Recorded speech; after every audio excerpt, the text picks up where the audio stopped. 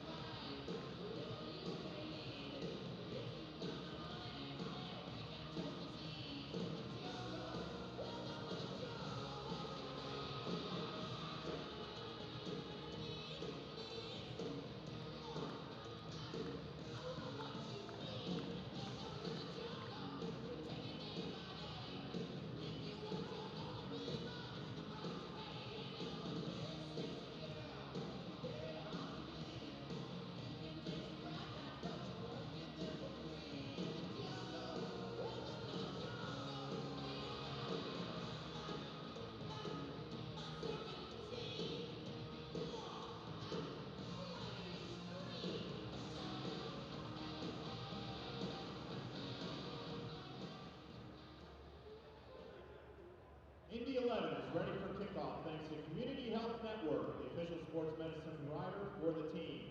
Community Health Network offers many convenient ways to access care, your primary care physician, MedCheck for urgent care, community clinics at Walgreens, improved tools in MyChart to connect you with your provider, virtual appointments in primary, urgent, specialty, and behavioral health care. Community Health Network, exceptional care simply delivered. Learn more at ecommunity.com/getcare.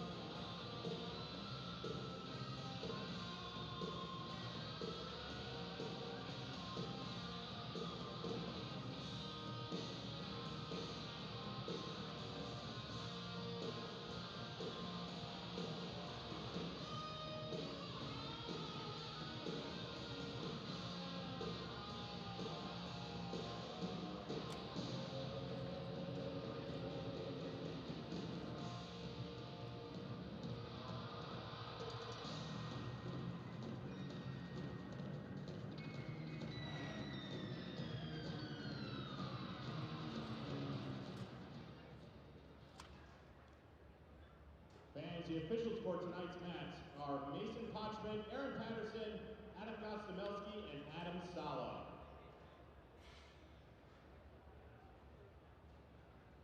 And now for tonight's starting lineups, beginning with tonight's opponent, Kingshammer FC. In goal, number 1, Maria Galley. Number 4, Jane Redder. Number 5, Natalie Bain. Number 11, Taylor White.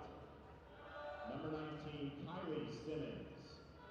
Number 20, Alexis Goins. Number 23, Madison Reed.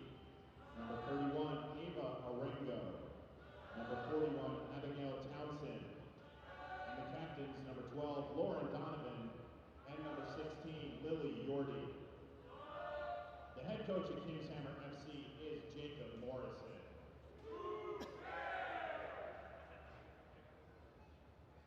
And now the starting lineup for your Indy 11. In goal, number 1, Kathleen Phillips. Number 6, Amelie Derry. Number 7, Emma Pelkowski. Number 8, Grace Barr. Number 10, Addison Chester. Number 13, Jenna Chatterton. Number 18, Brooke Otto. Number 19, Maisie Whitsett. Number 24, Natalie Mitchell. Number 28, Katie Soderstrom. And the captain, number 15, Aaliyah Martin. The head coach of Indy 11 is Paul Dolinsky. Indy 11 assistant coaches are Maddie Williams, Brandon Kim, and Kim McDonald. The goalkeeper coach is Kelly Freeland, and the head athletic trainer is Sierra Garber.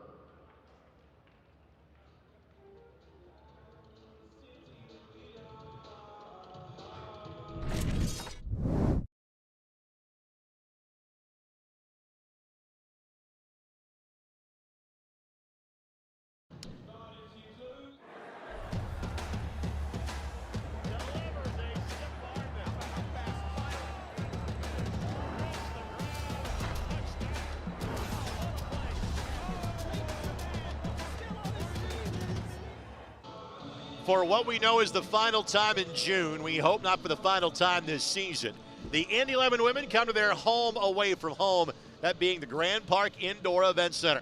For a second time this year in this building, they'll take on Kingshammer. The last time these two teams played, only time Indy didn't get the full 3 points, a 3-3 draw back on Monday, May 20th. Tonight's match on the ISC Sports Network, presented in part by Community Health Sports Medicine. Exceptional care simply delivered. By Alpha Health and Wellness, official team chiropractor for the Indy 11W League. By AES, accelerating the future of energy together.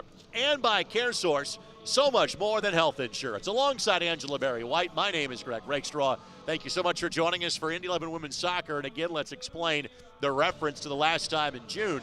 There are still 3 regular season matches left to play, but this is the final home match. It is a 10-game sprint from May 14th through June 30th. So Indy has to go to Racing Louisville, Kings Hammer, and Lexington one more time. As we show you the standings in the Valley Division, life is very good for the Indy 11 right now, but the team that has the best chance to catch them is the one they're playing tonight in Kings Hammer. If Indy wins this evening, they're 9 points clear, but most importantly, 2 matches clear in the loss column because, again, Indy has to go play at Kings Hammer later this month. And if Indy makes the playoffs, again, last year, first 2 games were on the road, last 2 matches were at home. So we're hopeful to have more playoff soccer in the month of July. Angie, as always, good to be with you. And obviously, you and I saw an impressive and late Indy 11 win, 3-2 in stoppage time from the spot 5 days ago. What are your impressions from what you saw that night and what you hope to see again tonight? Well, it's always a pleasure to be alongside you, Greg, so thank you so much for having me. Last game, 3-2, as you mentioned, come from behind, and that's what good teams do. They will find a way, and especially at home, you have to find a way to get those 3 points. Indy 11 was, they assured themselves of that by not giving up and finding ways to create something. They were unfortunate early in the game, which was giving up an own goal, giving up just poor play defensively. So going into this match tonight against a very good 3-1-1 Kings Hammer, let's see these 3 keys for tonight's game. We'll tell you the keys and starting lineups when we come back to Grand Park. We'll step aside, back with those keys and lineups in just a moment as you're watching Indy 11 Women's Soccer right here on the ISC Sports Network. So I had no job, no car, nobody to watch my son. And when I finally got a job interview, it was a half-hour away. I was just stuck, you know? Then one of my friends told me to call CareSource.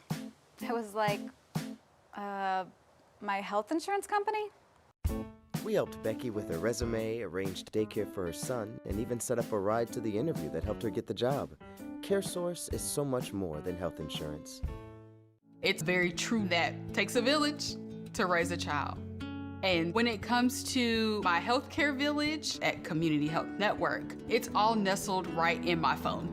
Accessing healthcare is the ability to be connected with your provider and ask a question when you need it. I feel like when I'm meeting with a community nurse practitioner or doctor, they're tuned in to what is going on with me and the way that they can serve me best. Stand by me.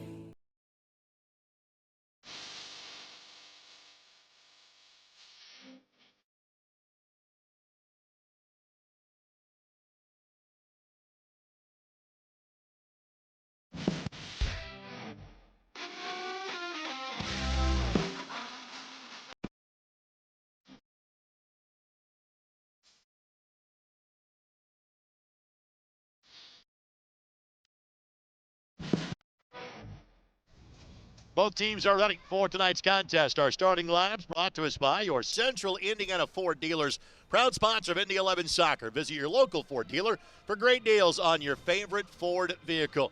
For this Indy 11 squad, again, depth has been their strong suit all season long. One player has 5 goals. 4 of them have 4. No Maddie Williams tonight. No Amelia White. No Sam Dewey. No problem bringing Katie Soderstrom, has been one of the best scorers in club history. Same for Addie Chester and Maisie Whitsett, who was the second leading goal scorer last year, back for the Indy 11. Of note, Kate Phillips gets her first start of the season in goal. She is a sophomore to be at Missouri. She played at Cathedral High School. She frankly played a game for this team 2 years ago before she was a high school senior. She's a talented netminder that will be getting the nod for the Indy 11 tonight. Now on the flip side for Kings Hammer, They bring back 5 starters from when they scored a 3-3 draw against the Indy 11 back on May 20th.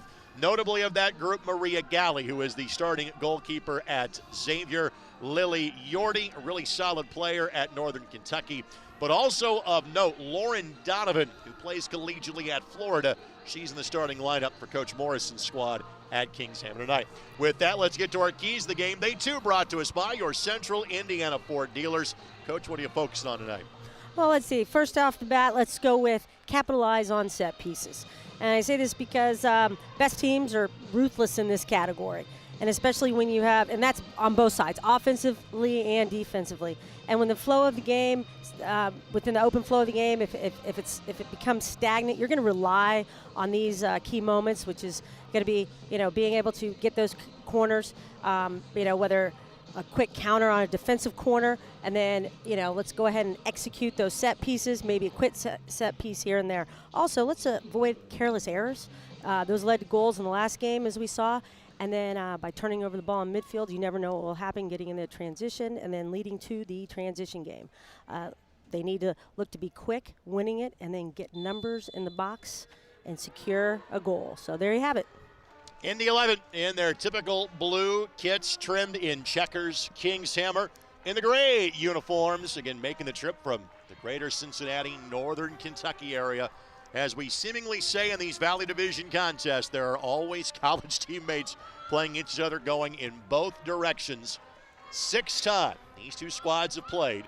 Kings Hammer has not beaten the Indy 11. However, they have pulled a point twice, once in the inaugural season of 2022 and the meeting here on May 20th, which was the home opener for the Indy 11. One thing that Indy did in that match, and they have done at least in every match this year, they have at least scored 3 times every time they have played. They have outscored their opponents 32-6. They allowed 2 goals last time against Racing Louisville. One of those was an own goal. So Kings Hammer has 3 of the 5 goals scored by an opposition against the Indy 11 this year. Here's Phillips. We've seen Ashton Blair, Nona Reason, and now Phillips getting some time in net. Again, Reason is the number 1 keeper, but multiple keepers on the roster. Both of tonight's keepers, players that played their high school soccer here. Kate at Cathedral. Erin Weiger is the backup. She played at North Central High School and now plays at Mercer. Good pressure closed down. Look at Addie Chester. Will be atop of that. Addie in her 3rd year with the Indy 11. From Delta High School, played the last 2 years at Louisville, but decided to transfer closer to home and still play for the Cardinals. She's going to play for Ball State this coming year. Well, both teams, Greg, are coming out in a 3-5-2 formation, which will allow for players up top to have a lot of pressure. And hopefully those midfielders in behind will look to link up with those forwards. And it should be a great battle in terms of what's going to happen in each team's attacking third.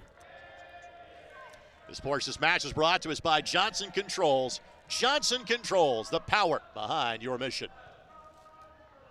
And not much in the way of new faces for the Indy 11. Again, Phillips will be amongst that group. We have not seen as much of Whitsitt this year as we did last year. She's now a couple of years removed from playing college soccer. She is part of the California connection that Paul Dolinsky has from his coaching days, but again played at U of L. Here is Pelkowski, who's playing against one of her college teammates in this match and with one of her college teammates. The Hokies of Virginia Tech very well represented in tonight's game. Maddie Reed, who plays at Xavier, throws this ball in for Kings Hammer. Multiple connections for the Indy 11 at Xavier as well, namely Grace Barr, who's in the starting 11 tonight. Of course, that's where Ella Rogers played the last 3 years. She's available off the bench this evening. Right eye down the cutback, just couldn't slide it through Chester. Great run in behind the defense and then try and just slot the ball in between that gap, and just unlucky that it didn't get there. In the majority of the scoring, that's going to be a foul. That is Taylor White that is the guilty party. She's one of the 5 returning starters from the last time these two teams got together for Kings Hammer. Very impressive college player, as you mentioned, from West Virginia, and she'll be a constant threat with her speed and her technical ability up top. Kings Hammer, again, they've got an entire youth development system, so the vast majority of their players are all from the Cincinnati area. The goalkeeper in Galley is kind of the exception. She plays at Xavier. She is from Connecticut. But most of these players have played together all the way up kind of through the high school and college system for the visitors. And when they play in that system and they're familiar with it, it's an easy transition as they progress with each team that they go forward with. Tonight's match brought to us by Fluid Waste Services, Indiana's premier utility service provider since 1989. So Galley the ball at her feet. She started every match but one for Xavier this year. And they made the NCAA tournament yet again. She allowed 11 goals in 22 matches, did Galley. She was second team All-Big East. Good work in the midfield by Aaliyah Martin. Had to be sitting next to her high school coach for tonight's broadcast. And while defense is her primary responsibility as a foul whistled against Kings Hammer, Aaliyah will also forever be known for scoring not one but two game-winning goals in the last two matches of the season. The semifinal in this building at San Francisco, and in extra added time, the championship winner against North Carolina Courage U23 last July. Yes, and the style that Indy 11 plays allows for that smooth transition of a defender moving up through the midfield, contributing. And in Aaliyah's case, last year when she scored, they were both inside the box. So she was able to get forward, and that goes along with getting numbers forward when you're in the attack. Bending ball in that I think Chester was uncertain if she could touch. She really didn't make much of an effort to there. I want the offside flag to go up. Brooke Otto sent that ball in. Otto played at Ohio State the last couple of years and is transferring to the University of Kansas. Here's Ray Berger. We've seen Ray Berger over the years before for this Kings Hammer squad. One of a couple of their players that plays at Illinois State University. Redbirds opened their season last year playing at Indiana and at Butler. We'll see a lot of, when Kings Hammer did have the ball in that instance, they didn't have anywhere to go as an outlet. They're trying to hit the long ball. And Indy 11's doing a good job stepping in and making sure that ball does not get dropped in behind them, playing such a high line. Well, you touched on set pieces and frankly, kind of the lack of spark it created for the Indy 11. Frankly, that's what got Kings Hammer a point in this building 3 weeks ago. That was the issue in which defense was a problem for Indy. Brooke Otto, a little slow to get up. And the good news is time has been on their side. Now they've been together for quite some time, at least a month between training and games. So there is that familiarity amongst players. And then as they've been able to get their players back from college and things like that, so things are looking smoother on the Indy 11 side. And then conversely with Kings Hammer last week against St. Charles FC. As they mentioned, that was their first full time that they had everyone available to them. So, coming into this game, it'll probably be a little bit more just smoother for them playing together. But on the Indy 11 side, they've been together a little bit longer. So that could be a plus, definitely a plus for the ladies in blue. So clearly, I think Otto's got and you can see why. Yep. That's the reason we put that camera there. Thanks to Vince Morelez, Aaron Van Wolding, Rob Lynch, David Kahn, Jordan Shue, our crew behind the scenes tonight. They're going to make sure that Otto, head injury-wise is fine, but I think might be a bit of a blood issue as well. It's located directly below our broadcast location. So trainer has given the thumbs up. Once we restart, referee will wave her back in. So we already know we'll have a little extra time added on. And Otto, I think, has to wait for play to resume for her to be brought back in the field. That's what she's being told right now. Yeah. Great recognition, player safety first yep. and foremost.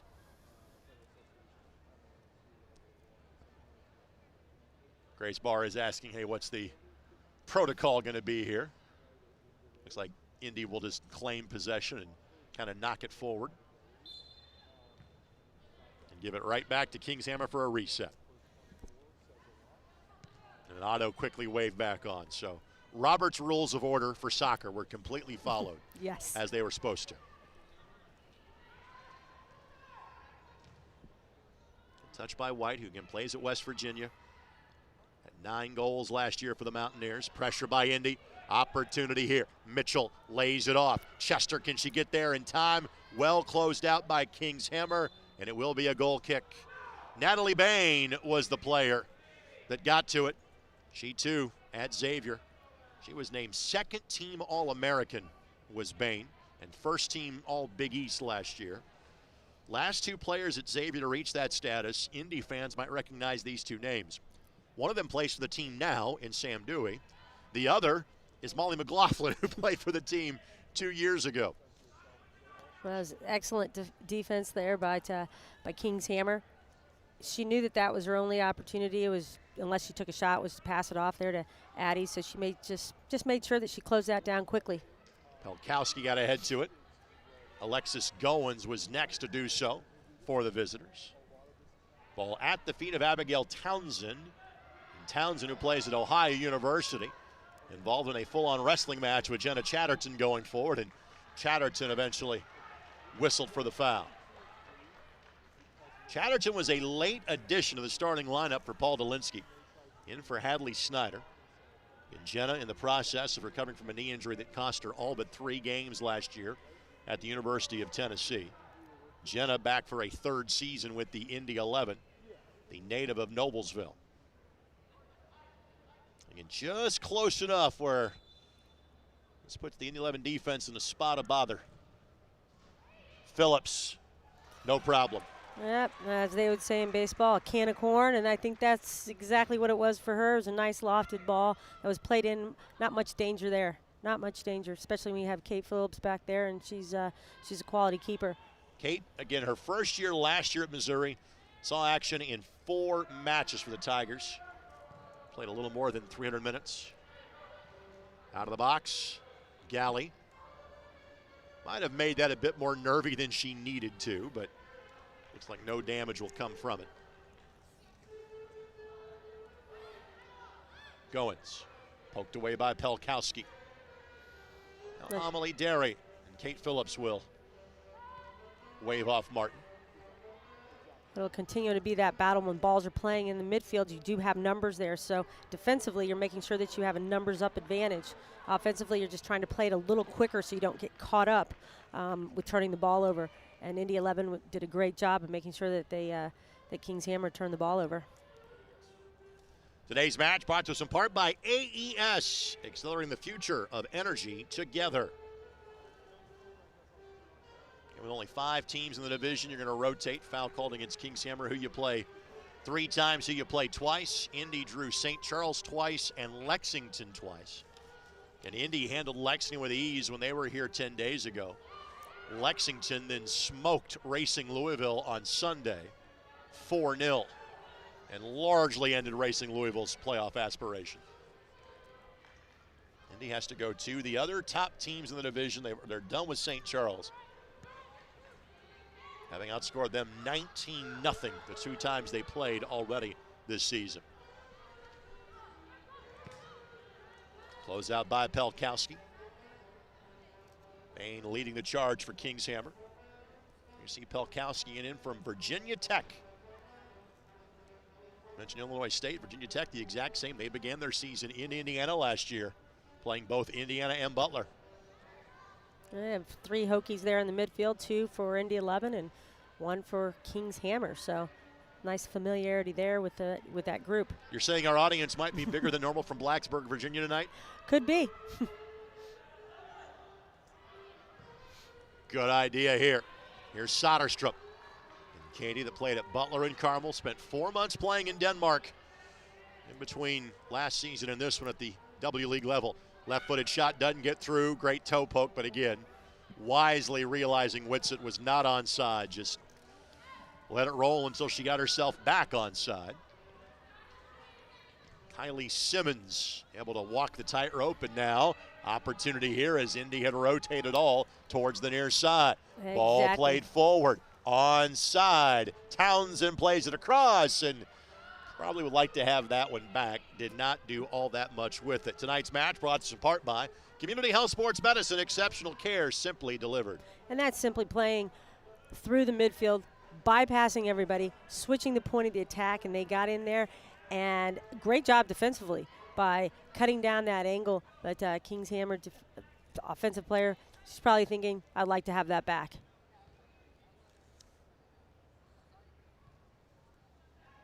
press being shown here by King's Hammer. Nearly led to an opportunity. Now Martin will knock it forward, but she and Soderstrom not on the same page. And Katie, we referenced that championship match of which Martin, Whitsitt, Soderstrom all were a part of a year ago for the Indy 11 and others too. But literally, Katie celebrated the championship with the team that Saturday night and then hopped a plane to Denmark immediately afterwards. Katie these days, again, I think would like to keep playing soccer if possible domestically. She has another job lined up for the fall. We'll tell you about that in a matter of a moment. Soderstrom flying forward. 2 runners to choose from here. Ball played across, finds Mitchell. Mitchell gives it a hit, doesn't get it through. Now plays it to Soderstrom. She's got a window. She fires. Kick save. Extended boot by Galley to keep that out of the back of the net. It's a great job by Soderstrom making sure she got that shot off. I thought for sure there was going to be a leave at the top of the box. Would have given her perhaps a little bit more time on that first possession, but still getting a shot off. That was great, and it was a kick save, so excellent save by Galley there. That looked more like we would see in the Stanley Cup final that is going on concurrently, not what we would see here in soccer. We see it again, and you know, just one of those things where maybe gotten a little bit of ricochet there, and so she was, you know, Galley was put off a little bit, and that's why she had to do the kick save. Good switch, the attack to widen out to Soderstrom. Mitchell gives chase. Well done to close that down. It will be a throw-in, but that was good hustle. And it definitely was, because she was looking at a 1v1, drawing over the defender outside of that area, and we had numbers even on the other side. If she could have gotten perhaps, you know, foot on the ball, maybe a cross. I believe that was Ava Orengo that hustled back to get that one for King's Hammer. That ball ricocheted off an Indy 11 player. So a throw-in coming here for the visitors. Again, while King's Hammer has not beaten the Indy 11 in 5 previous tries, they have given Indy as much fits as anybody in terms of just making Indy battle and work. First ever match in league history, May 6th of 2022, contested by these 2 teams in this building with about double the crowd, if not more. You see tonight a solid crowd tonight, but not what the atmosphere was that opening night, now more than 2 years ago. No, but nonetheless, we have, you know, Brickyard Battalion here, and that's always a great sight for the fans as well as the players. Soderstrom didn't sell that quickly enough. There was some contact there, but I think Katie, she has a more immediate reaction. Probably would have gotten the whistle. Didn't happen that time. Not that time. I'm sure, you know, she'll keep trying, though. She'll keep trying. Lily Yorty will throw it in. One of the handful of players for King's Hammer that plays at the closest Division I option to where they're headquartered, Northern Kentucky University. Norse. They were the runners-up last year in the Horizon League to perennial power Milwaukee, taking them down to the wire, losing 1-0 in the Horizon League championship match. Good ball at the feet to Mitchell. Great ball out of the back. Nice patience by Indy 11. Chester weaving her way through defenders. Right idea, just overcooked it. Yeah, the weight of the pass. Oh, but that, you know, that's one thing. But to get out of that tight space, she was able to turn him face up, and she had control of what was going to happen next. She was just the weight of the pass was just a little off there. Chester had one of the 3 goals in the semifinal win in this building against San Francisco last year. And same number of teams will make the postseason this year as last, being 16 across the league. Regular season goes through the end of June, and then 12 division winners and 4 other second-place teams will make the postseason. Indy, being in a 5-team division, knows they have one path to the postseason, and that is winning their division for a 3rd successive season. Yes, and in the power rankings this week, they're still in the top 10, which is, you know, great to see for the Indy 11 women. They did drop 1 spot, even though they're undefeated still. I was going to say, if they get through tonight without losing, they will literally go a calendar year between losses. And they are the trophy holders, as that banner would show. across the way. Yeah. So I would tend to think in my power rankings, which are very unofficial, I would have Indy 11-1 and everybody else tied for second at this point. But again, that's just me. I would have to agree with you Yeah, because, yeah. after all, you are the defending champions, and you are still at this point, like you said, if they win tonight, then they are undefeated in a whole calendar year. Ball played in. White couldn't get to it. Still an opportunity here on the loose change at the edge of the 18. Mitchell now gets in the way and a little more room to breathe for the Indy 11. It's great defense there. The ball was served in, and Aaliyah Martin making sure she's there on the shoulder of her attacking player. She was marking, and she got to the ball first. Through ball here that Phillips can let go by her. She can play it her own self. Either way certainly works. Sports this match brought to us by our friends at Fluid Waste Services, Indiana's premier utility service provider since 1989. And Simmons applying pressure leads to a momentary bobble in possession. Donovan asked for a foul. Official says play on. Those passes or those touches in the attacking third have just been a bit too eager so far for the Indy 11. Right, and when you do have that time coming out of the midfield and the forwards are making those runs, you want to make sure that it's not behind them. Play it into that space, and they've already established their position. Opportunity here, ball played through. Phillips got enough of it and had help from Aaliyah Martin. The Buff and Cathedral products working together to avoid an opening goal for Kings Hammer. Well, and there we have it. It was a great through ball. And as Kate Phillips comes out, Aaliyah Martin makes sure that she's there behind her, cleaning up anything, and that's what she was able to do, and that's what you do as a good defender. Again, Aaliyah Martin is one of 3 players in the 11 tonight that have professional experience for the Indy 11. Grace Barr, Katie Soderstrom, the others. And Maisie Whitsitt, I should say, is a couple years removed now from playing in college as well. So it's an older and experienced group. The hit does not get through. Chatterton gets in the way. Off the blast by Townsend, throw in coming for Kings Hammer. And as a good defender does, as she attacked that front foot, she dropped her back foot, and she was able to make sure that she kept that angle, and there wasn't a shot that she was able to get off.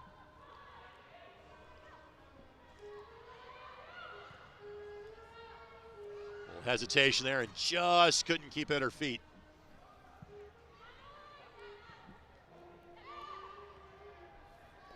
Nice composure coming out of the back.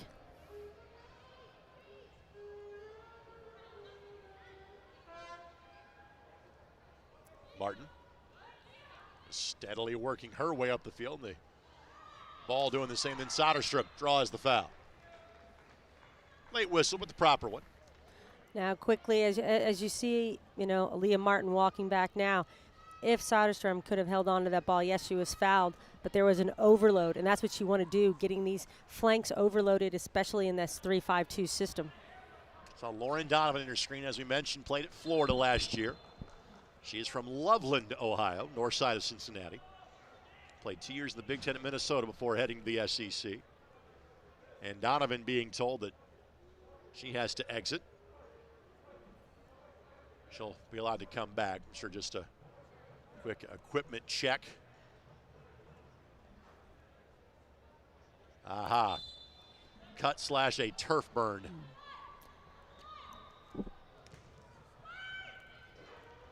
Ball flicked forward. Hustling by Mitchell to play it across, but if she can lift that up and over, Chester's got a walk-in goal, but couldn't get the elevation on that one and made an easy play for Galley. Yeah, she rushed that a little bit. She didn't have immediate pressure, even bringing that ball down. I know she wanted to lift it. It's hard to lift it over a keeper, especially someone like Galley, who's, she had a great season last year and a good career thus far at Xavier. So you want to make sure that make her commit, and probably could have put that ball, on the deck, and next thing you know, would have been a far post goal. Tonight's match brought to us by Alpha Health and Wellness, the official Indy 11 W League team chiropractor. Donovan back in the mix now.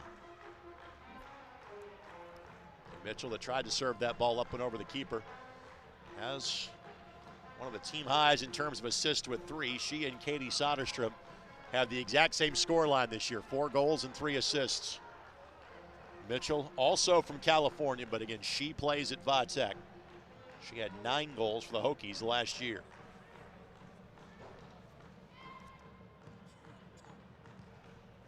Fifth home match of the last 6 played for the Indy 11. Open the season with a 3-1 win at Racing Louisville. They will close the season at Racing on June 30th. Pressure applied. That should be a corner. And there's the official signal. And that's all because of the hustle of Natalie Mitchell. And the ball was a nice ball played out of the back by Aaliyah Martin there. And he talked about weight of the pass. You want to make sure that, especially on turf, it's not going to fly that extra 5-10 yards.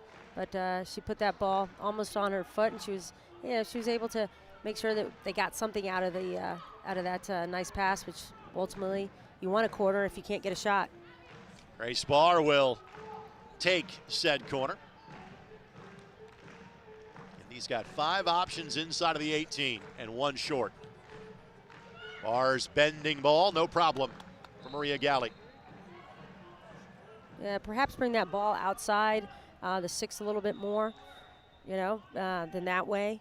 What'll happen is you're going to make them play more defense and not having the keeper control that area.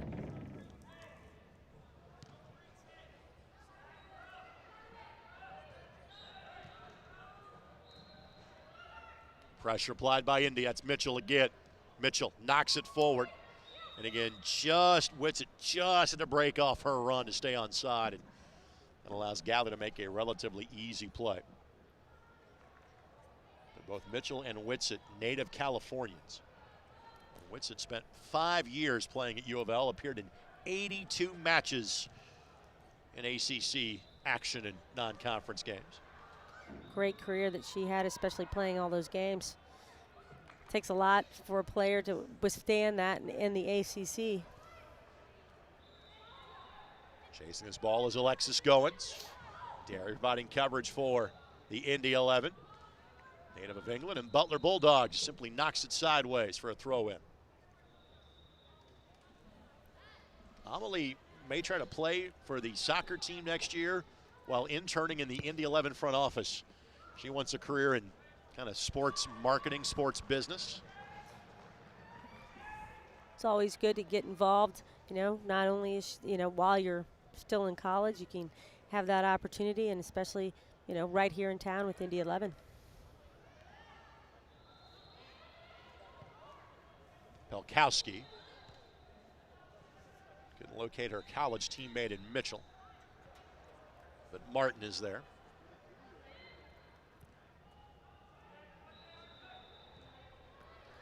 You don't see many teams, I wouldn't say take it to the Indy 11, but be as aggressive on the high press as you are seeing Kings Hammer doing so far. Yes, and as you see, there's a lot of balls that are right now contested in the midfield, and here we are with the transition, and it's 4-on-4 there you have it. Whitsitt, proper ball to Soderstrom, just couldn't get the steps right, kind of took one wrong step. She does, though, provide pressure, and Bain had no choice but to knock that ball sideways. So quick restart coming here for Indy. Now looking for the back post run. Mitchell settles. Chester has a hit, but would like to have it back. Well, that was good. She was able to bring the ball down, knock it down. She looks up, and Addie Chester does a great job. She's in that role playing. Yes, she's coming out of the midfield, but that's what your forwards are supposed to do. They're supposed to bring it down, knock it back when they can't get that turn, and obviously that next opportunity, she'll make sure that she's a little bit more, on target.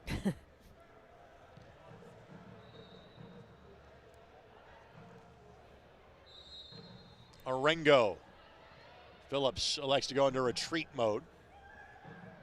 Ball played across, and Phillips left no angle for Whitigan. Those two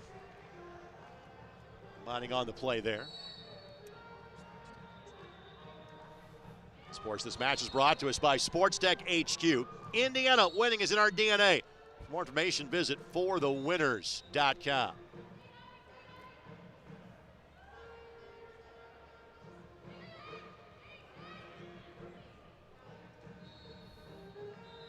Indy 11 is finding these seams, but they have to make sure that as they're making these runs, that they don't continue to roll off of them. Wait for that pass. If the pass isn't going to be made, that's when they need to run off. But when they're not able to receive it, it's because they've just mistimed their runs. How about that touch from Derry? Whitsitt leaves it for Soderstrom. Katie trying to find a window. By the time she let fire, a lot of bodies between her and the goal. Pressure by Amelie Derry.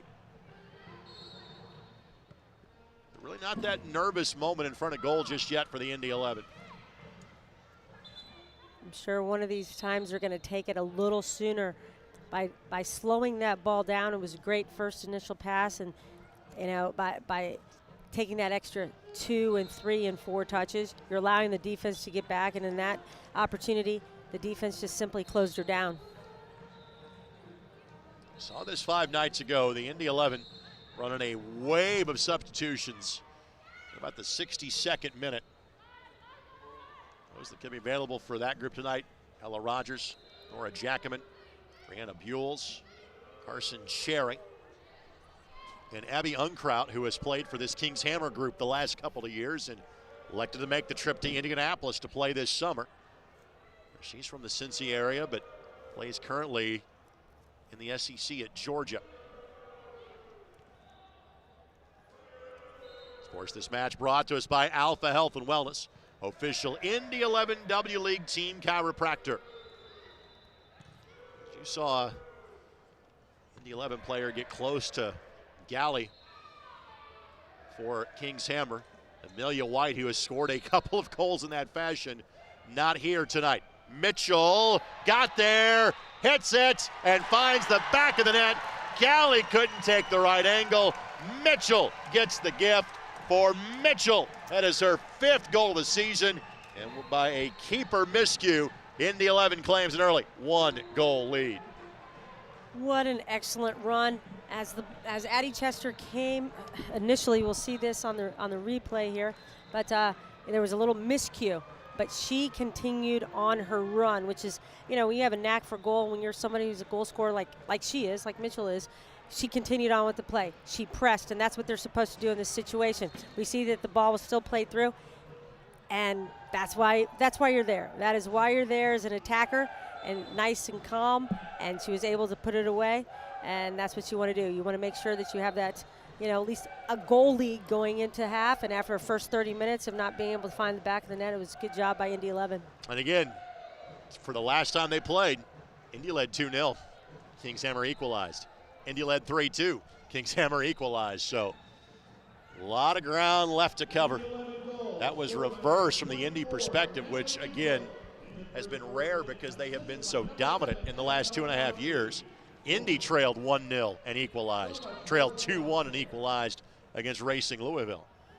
Exactly. And you look at this game, thus far, 30 minutes in, there haven't been a lot of opportunities in that final third. And it was good to see that, having that slight chance of a miscue, defender and the goalkeeper coming out, little mistiming there, but Indy 11 stayed on top of what they needed to do was high press in this situation, and paid off. This match is brought to us by AES, accelerating the future of energy together.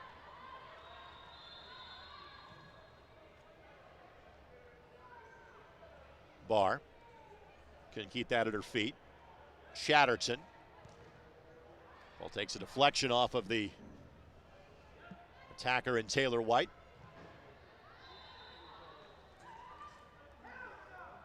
A throw-in coming for Kings Hammer.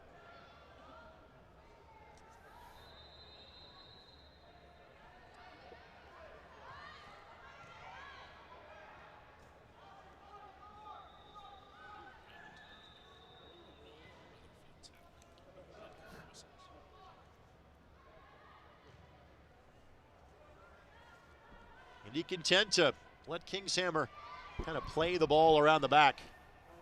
And there's 3 fields that are under this one single roof.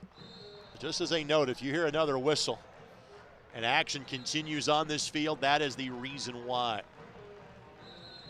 It was great hustle there. Not conceding a corner kick. And that's what you want to do as a defender. I preach that all the time. Don't concede a quarter kick if you don't have to, and she made sure that was a throw-in. So good job by Indy 11 defender there. Ball headed down, but Kate Phillips, again, not seriously threatened in that situation. We referenced the fact that for the Indy 11, this is their last home match. For Kings Hammer, it's quite the opposite. They have played at home just twice so far. Their next 3 matches are all at home. They turn around and play on Saturday against Racing Louisville. Then Indy will be in town next Friday night. Opportunity here, 3v3. Soderstrom to the right, gets the ball in stride. Soderstrom has a hit! That ball tailed away from both Galley as well as, unfortunately, on frame. Goal kick coming. Good early release that time. Defender was shutting her down, and she felt confident. We've seen Katie score goals from that distance for many years. So nice one touch, and then just got it a little bit outside, and the ball sailed just slightly over the bar there. So that's what you want to do. You want to continue to put pressure, and they're able to switch the ball effortlessly right now. So Kings Hammer needs to make sure that they have to do a better job in containing that midfield. And they're really trying to not just stretch the lead, but kind of stretch the flow of the game. You notice it's very compact in the midfield.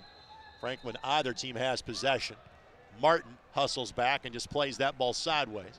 She'll give the throw in here. Mentioned the next 3 matches at home for Kings Hammer, all at Scudamore Field, which is at Northern Kentucky University.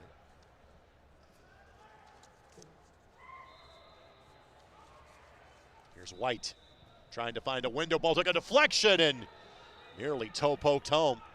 That's frankly the best opportunity so far for Kings Hammer. Well, exactly, and in that one, it was Simmons who, not Simmons. Sorry, I was looking at it was Simmons who actually, she was inside of Indy 11 defender. So just right out, outstretched foot. She had a good position on her defender. And Indy 11's lucky that she wasn't on the end of that. For Phillips and Simmons, that's a training session. Those are teammates at the University of Missouri. And Simmons, 11 goals last year. She was first team All-SEC. And again, she is a suburban Cincy kid from Westchester, Ohio. Would have been bragging rights on that one if she would have gotten on the end of that one. Kings Hammer certainly not backing away from the Indy 11. And Indy has been so lethal in the attack since day one that oftentimes teams are trying to be compact against them. Kings Hammer has not. It's 4v3. Chester, Mitchell onside. Ball parried away and then swept further away by Maddie Reed. It was great timing on Addie Chester's part. Holding, making sure that run was there, giving the dump off, and she has to put that ball, unless she makes Galley commit near post, she has to put that far post. And then conversely, same thing.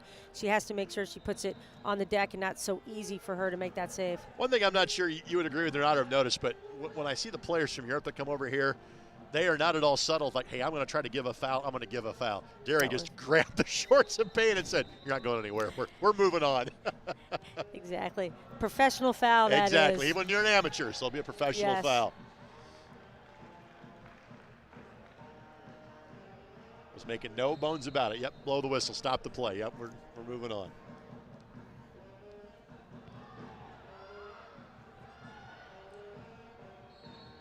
Phillips. Yordi. Pelkowski. Again, that should lead to numbers for Indy. Whitson had just drifted offside, so the ball played to Mitchell instead. The turf bounce nearly played in favor of the Indy 11. That ball ping-ponged off a couple of different players. Now Simmons. Simmons looking back door. Phillips couldn't get there fast enough, but was enough of an obstacle to slow things down. And as you mentioned, back door, there was no one there defensively, and that's why Kate committed. And she just went, but she missed that initial, and that's what a good goalkeeper does, good defender, good player. They make sure that they're up for that second one, and she did a great job there in making sure that that ball was not delivered back across the box. This match brought to us in part by our friends at Community Health Network. Exceptional care, simply delivered. Kate served as the backup for the Indy 11 in the game against Racing Louisville on Friday night.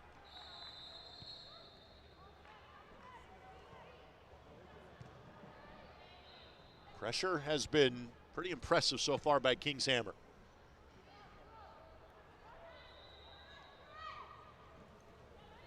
Mitchell just couldn't get there in time. And now Donovan with some space to operate. It was an excellent turn by Donovan there to create space for herself. Chatterton's speed closed out the King's Hammer player. Just took away the time that Townsend was hoping for to kind of set that up and ended up rushing into a shot. Yeah, it pays. You can't teach speed, right, as you can always say, and so it's always great to have defenders with speed, attackers with speed, but yeah, that's one thing that's fortunate for Indy 11. They do have a lot of team speed. Yeah, Chatterton is not hurting in that department even after a knee injury last August. You just hope that you don't, miss a half step or anything, and she's coming back. Grace Barr's coming back, so both of these are very strong, and they've done they're back on the field already, so they've done their part in terms of getting ready. Final 5 minutes of the half brought to us by Johnson Controls. Johnson Controls, the power behind your mission. Nobody in the box to really target just yet here for Indy. So take it by your own right. And lift it up and over the bar. That was Whitsitt. Yeah, she's familiar around the goal, and look at this. She takes on, she gets her head up, she sees, hey, I'm just going to take a shot. She just didn't quite get her hip around that ball, just maybe another half step, but she knew that she had to get it off her foot, but maybe another opportunity. She'll make sure, like I said, get her hip over, around it, and then that way it'll be on frame.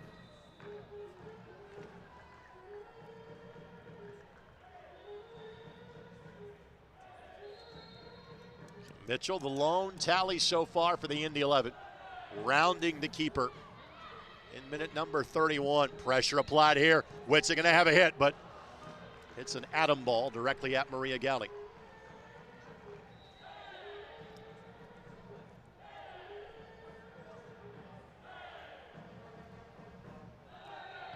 Been zero tactical change in this match since Indy got that opening goal.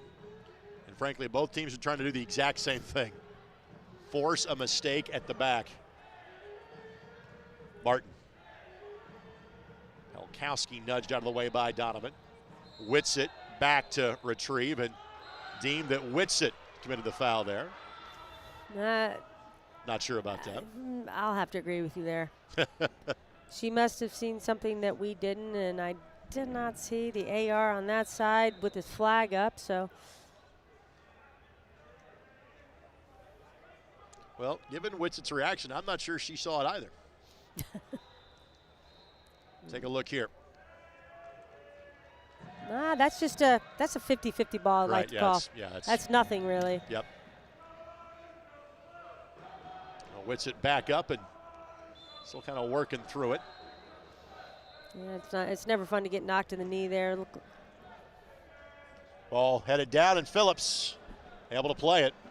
And that did take a touch off a teammate's head, but it was not intentionally played back to her. So. Yeah, it was great patience by Phillips, knowing that one of her defenders had gone up for the ball, so she was unsure of where it was going to go. So she gave herself time to react off of that play, and she did a great job in doing so. Indy has not been bitten by this high press just yet, and they're building quite well against it right now. Whitsitt. Soderstrom just a step in front of Katie. Otto. And Phillips calling off her teammates. Now with a little more space in the back, we can have this conversation. Do you change how you're building from the back if you're Indy at all against this pressure, nursing a 1-goal lead? No, you don't need to. You just have to remind your midfielders that play to feet. We don't have to, you don't have to play it into space so much until that timing is right. But coming out of the back, playing into the midfield, maintain possession of that ball, maintain possession, and then making sure that you're when you can, switch it quickly. But there's no need to really switch your attacking style. It's working quite well, and they should have a few more goals right now. And hopefully they're just thinking, hey, we'll save those for the second half or right here at the tail end of the first. These two teams will see each other 9 days from now. They play for a third time on the season.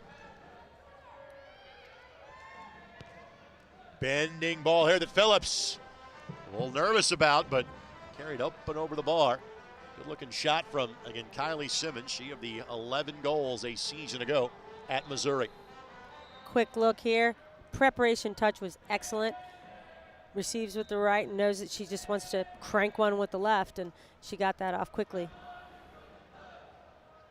I think we're looking at probably a couple of minutes worth of additional time with an injury or two, plus the goal that was scored. No substitutions used by either side in the opening 45.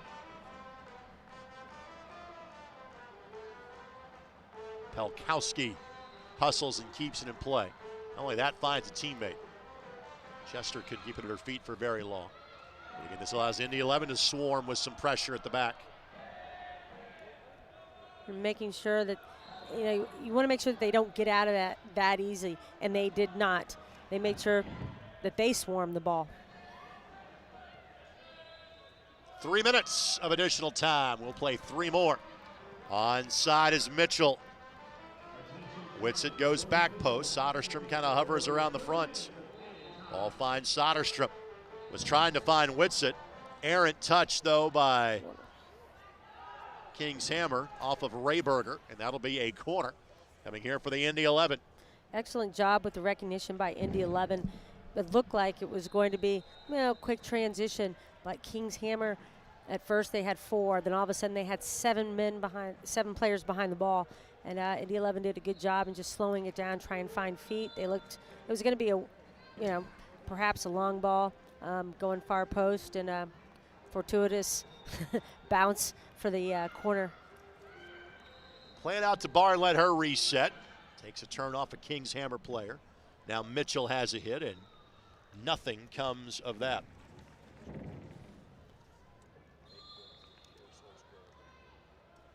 A reminder that all of our goals tonight are presented by our friends at CareSource. CareSource, so much more than health insurance.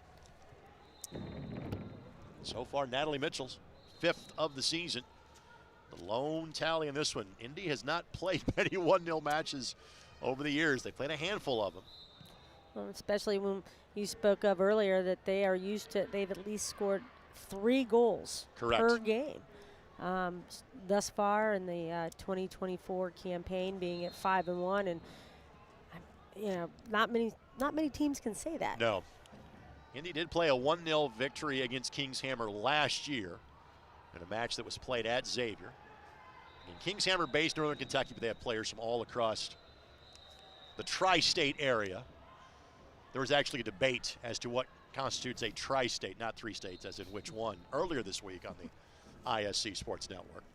So yes, New York, New Jersey, Connecticut is a tri-state area, but so too is Indiana, Kentucky, and Ohio. Yeah, they even have a mall down there called, not tri-state, tri-county, I mean, look at 3 Rivers. Yes. Same, Yep. Tri, you can, it goes, there goes are a lot many of things. places where 3 states come together, yeah. yes. Or,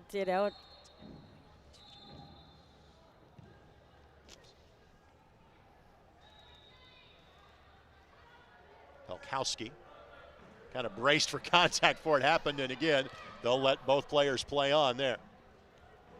Martin, real estate ball. I think that's Yordi that's kind of late to get up.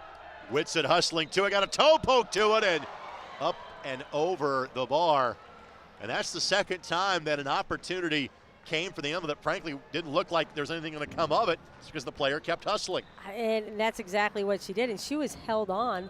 And not in that instance by the main defender, but it was on a nearsighted defender that was right in front of us. That if she just would have been up with the rest of the play, then she would have been considered offsides. But it was a good play by Whitsitt to stick with the ball, and she almost had one here at the end of the half. That's it for half number 1. 1 goal in it so far. That belongs to Natalie Mitchell. The Indy 11 looking for a first win in 2 tries against, well, frankly, their longest standing rival, since these two teams played the first match in league history some 25 months ago. Indy 11 1, Kings Hammer 0. You're watching Indy 11 Women's Soccer right here on the ISC Sports Network. Meet Kate. She has a lot to juggle. Family, work, it can lead to trying days and tired nights. But we know Kate, and at Indiana Members Credit Union, we know at some point her space at a premium life may change. IMCU is here to help Kate and you find your space. Now, add on or remodel with an introductory rate of 3.9% APR on a home equity line of credit. Today, it's all about Kate. Tomorrow, it's all about you. Because at IMCU, it's you that matters.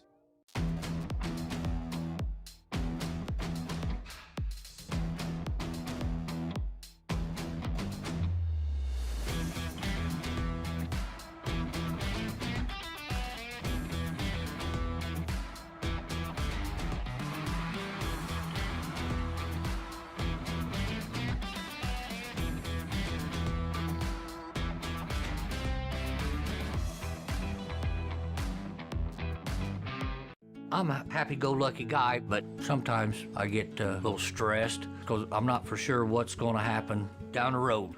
I was at the cancer unit, and when I come out from seeing the doctor, I said something about needing some help with all the paperwork. They gave me a name and a phone number. Her name is Molly. She works over at Community. She tells me, stop worrying, let me take care of it. She is my angel. Stand by me. AES Indiana is dedicated to providing you with smart energy solutions that power our lives. Our energy efficiency programs help you save energy and money, from rebates on lighting and smart thermostats to appliance pickup and recycling. You can take advantage of cleaner, more cost-effective energy solutions right here, right now. IPL is now AES Indiana. We are accelerating the future of energy together. Last chance for the home fans to visit that merch perch over there on the opposite side of the Grand Park Indoor Event Center. At least for the regular season, a win tonight goes a long way in ensuring more postseason football, but you never know. Could be the last chance to see the girls in blue here in Indianapolis for the year. They lead Kings Hammer 1-0, and wherever the Indy 11 go, you can take them with you. Download the Indy 11 app in the Apple Store or get it on Google Play. Alongside Angela Berry-White, my name is Greg Rakestraw. Thank you so much for joining us, Ange. Just your overall impressions on the opening 45 minutes. It's always good to be up, and Indy 11 being up 1-0, that's a good sign. That is a good sign, mainly because you don't want to, even though their first meeting, Indy 11 was down, as you know, they were up, and then they came back, they battled back, but you want to continue to build on that. We talked about earlier that we haven't seen a team press Indy 11, right, like this. Well, it's almost like they're playing restful defense, Indy 11. Leah Martin back there and Grace Barr and Chatterton, they have no problem playing the ball out of the back. When you have talented players like that, they're used to handling the ball at their feet. They're doing excellent in terms of maintaining that pressure and then getting out of pressure. How do you do that? You play the ball quickly. You play it 2 feet. When you are in trouble, you play it up and over the top into those flanks. I mentioned flanks because in a 3-5-2 system, you're trying to overload certain areas of the field. And they're doing a good job and getting those, finding those spaces, whether it's through the feet and looking to go quickly. We've seen Addie Chester time and time again get a touch on the ball and making things happen. If she stays on the field, not knowing who's going to come in as a sub, she'll probably make a few more things more exciting in the attacking third going forward in the second half. But Indy 11 is doing a great job in this 3-5-2 system. Keep it on the deck a little bit more and control the game that way. And I think more goals will flow. In soccer, we refer to things as like quarter chance, half chance, or 50-50 ball. And I'm not saying this in terms of possession. I would say possession slightly tilted in favor of the Indy 11, but not a lot. This truly has struck me as a 50-50 game back and forth, with Indy simply capitalizing on one Kings Hammer mistake. Well, exactly. Seeing that recognition, and that's why I reverted back to saying that the ball has to be on the deck more, on the ground. because when you're not giving those passes and you're making sure that it's away from the defender, if you're now going in the air, that becomes that 50-50 ball and that uncertainty. And unless you win that first initial ball, you don't know what's going to happen, and especially in an air ball. And I must say that they're doing it. Indy 11's doing a good job in controlling the air game, because you have to be first, but you have to be first in every ball when you're going up against another team, because that way the odds are greatly in your favor if you're first to the ball. This reminder, fans, you can listen to Soccer Saturday every Saturday morning on 93.5 and 107.5 The Fan. Our guests this week include the USL Championship Coach of the Month and Sean McCauley. The Indy 11 have not lost since the Carter administration or something like that at this point. Ben Ofemu, part of the Ben Squared, the trade that brought Ofemu and Mines from Miami to Indy. And a women's player to be determined.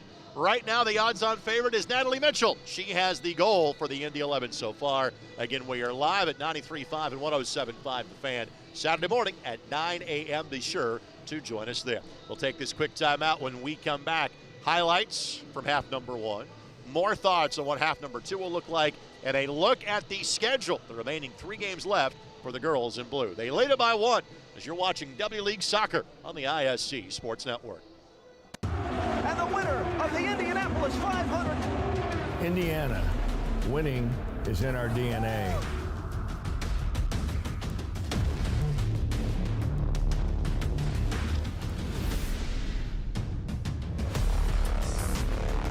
And we're winning the future with $22 billion in new business investment, building an economy of the future with unprecedented momentum. Indiana, for the winners. Hey there, I'm Jake Query. And I'm Derek Schultz. Derek, do you know what we do not have in common with Ted Lasso? What's that, Jake? We made it beyond 3 seasons. Oh, we're going to make it like 30, 40, 50 seasons. As long as your heart holds out, that is. Query and Schultz every Tuesday night. You can watch it right here on the ISC Sports Network, on our YouTube channel, Facebook, Twitter, Twitch, X, podcast, whatever it is. Just call it whatever you want. Twitter doesn't exist. Just make sure Tuesday nights, Query and Schultz, 7:30, all season long right here on the ISC Sports Network. We outlasted Twitter. We did. The main part of my job is definitely listening. People deserve transparency. I don't want the financial part to be something that stops or hinders a patient from having the health care that they need. I try to treat each person like they're my mom or my grandmother, my daughter, my husband. I want them to know that they're not just another phone call for us. And it's very rewarding to know that I can provide peace of mind. Stand by me. Back inside the Grand Park Indoor Event Center. They've been the home since day 1 for the Indy 11. And big news that we'll try to get to later in halftime about what could be here at Grand Park 2 years from now. That was released just before tonight's game. First, this for our friends at Penn Station. Penn Station, it's all about good taste. Thanks for their support of Indy 11 soccer. Let's show you the highlights from half number 1. Now let's talk tactics. Normally this time of a match, you're delivering a speech to your team. So if you're Paul Delinsky, what are you stressing to your team nursing a 1-goal lead for the last 45 minutes?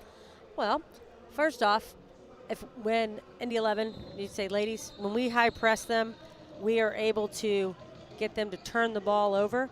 We're going to make sure that we get numbers then filling in behind. And as we're watching these highlights of all these highlights, all these shots have come from midfield turnovers. And we talked about earlier, one of the keys to the game was winning that transition. Well, this is the time to win the transition, especially in this first 15 minutes. So let's be a little bit more focused, a little bit more, maybe slightly less patient, because the more touches that you take on that final third, those defenders are going to close you down. Katie Soderstrom should have 2 goals at least by now. So a couple of those she wishes she probably had back. So let's make sure in that final third that you're a little bit hungrier and you get the job done. Defensively, you can still play the way that you're playing.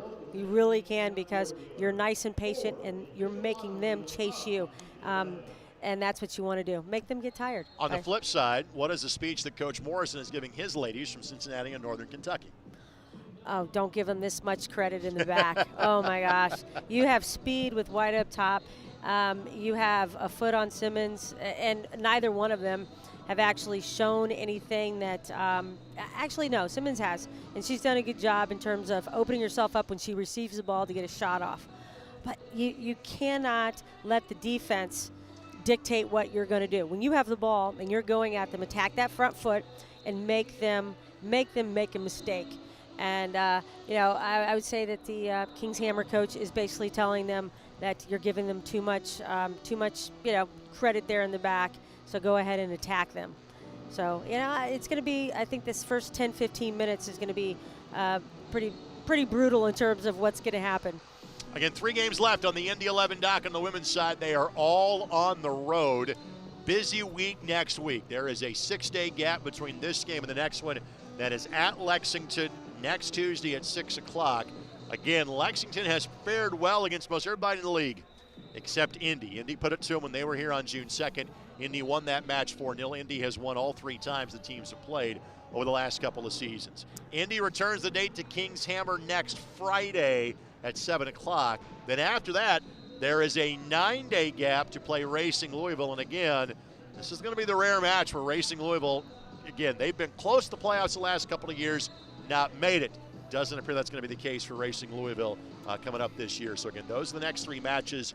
If the Indy 11 were to make the playoffs, it's kind of a 3-weekend structure. You would play July 4th weekend, likely 4 teams at one location. You'd play twice over the span of 3 or 4 days. Semifinals the next weekend, championship after that. That was the path to success with 4 wins for the Indy 11 a season ago. Let's thank our friends at Indiana Members Credit Union. Show your Indy 11 Pride, your exclusive IMCU Indy 11 debit card at any IMCU branch or online at imcu.com today. We'll take this time out. We'll come back a little bit early before the start of the second half as we want to share with you the news that broke this afternoon as to just what might be happening at Grand Park 2 years from now from a soccer perspective. It's really cool. We're back with that next as you're watching Indy 11 Women's Soccer. The League Kings Hammer 1-0 at halftime. You're watching on ISC. So I had no job, no car, nobody to watch my son. And when I finally got a job interview, it was a half-hour away. I was just stuck, Then one of my friends told me to call CareSource. I was like, my health insurance company? We helped Becky with her resume, arranged daycare for her son, and even set up a ride to the interview that helped her get the job. CareSource is so much more than health insurance. AES Indiana is dedicated to providing you with smart energy solutions that power our lives. Our energy efficiency programs help you save energy and money. From rebates on lighting and smart thermostats to appliance pickup and recycling, you can take advantage of cleaner, more cost-effective energy solutions right here, right now. IPL is now AES Indiana. We are accelerating the future of energy together. It's very true that it takes a village to raise a child. And when it comes to my healthcare village at Community Health Network, it's all nestled right in my phone. Accessing healthcare is the ability to be connected with your provider and ask a question when you need it. I feel like when I'm meeting with a community nurse practitioner or doctor, they're tuned in to what is going on with me and the way that they can serve me best. Stand by me. Meet Zach. Day and night, rain or shine, even just out for a spin, Zach gets around. But we know Zach. And at Indiana Members Credit Union, we know he's been saving up to trade up. IMCU is here to help Zach and you drive your dream. Now get financing as low as 5.24% APR on a new or used vehicle. Today, it's all about Zach. Tomorrow, it's all about you. Because at IMCU, it's you that matters. There you see the tifo that was unfurled for the home opener against this Kings Hammer team on May 20th. It's been on display for every match from the Brickyard Battalion. And this has been the training home of the Indy 11 since day number 1. This is the 11th year on the men's side of the Indy 11. In fact, what is thought to be the best day in club history, the 8th anniversary of that was yesterday. That was the event winning of the spring season championship, the Miracle at the Mike in the North American Soccer League.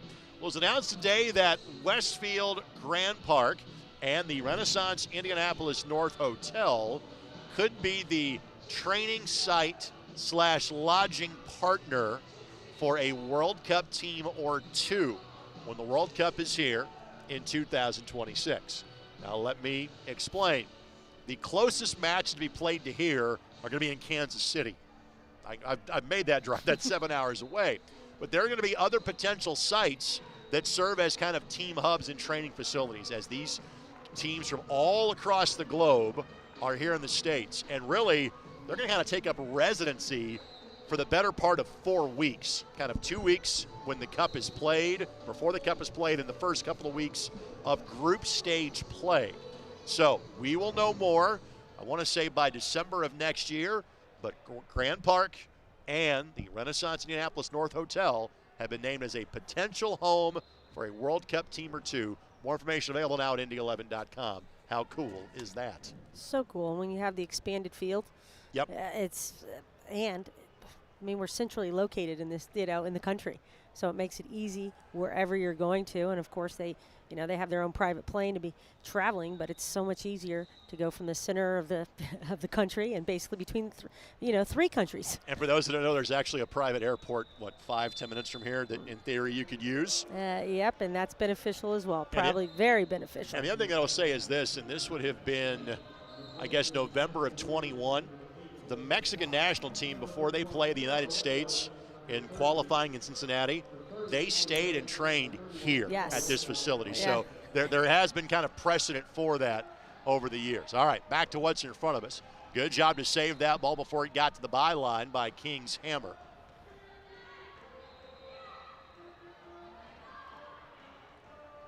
Martin couldn't find it. Opportunity here that Phillips able to gobble up White. Had the blast, but again, not much of an angle to attack from that spot. No, it was good cover defense there initially, not knowing, who was going to take the ball, Aaliyah or Grace there. So they just made sure to get that ball out and not give White too much of an angle to take that shot. No changes of note yet for either side. Both teams run a full roster here for tonight's contest. Throw-in coming here. Taken by Abigail Townsend. Plays at Ohio University. Rayberger plays it over to Bain. That's the center back pairing tonight. Opportunity here. Weaving through traffic, left-footed shot, just didn't get much on it. Simmons did everything right until she let that ball go off her foot. Yeah, 2 shots early on here in this second half. And as I said, the coach probably told them, why are you giving them so much respect? Go ahead and attack, and that's what they've done thus far in these first couple minutes. Pelkowski, foul is called, yep. Advantage is being played for home when any kind of a neutral touch, whistle gets blown. Now, there wasn't zero advantage at that time as the foul was committed, so that was a good job by the head official to make sure that she blew the whistle. This reminder, we just mentioned the Renaissance Indianapolis North Hotel. Treat yourself to an elegant stay at the Renaissance, just minutes away from both Grand Park and downtown Carmel.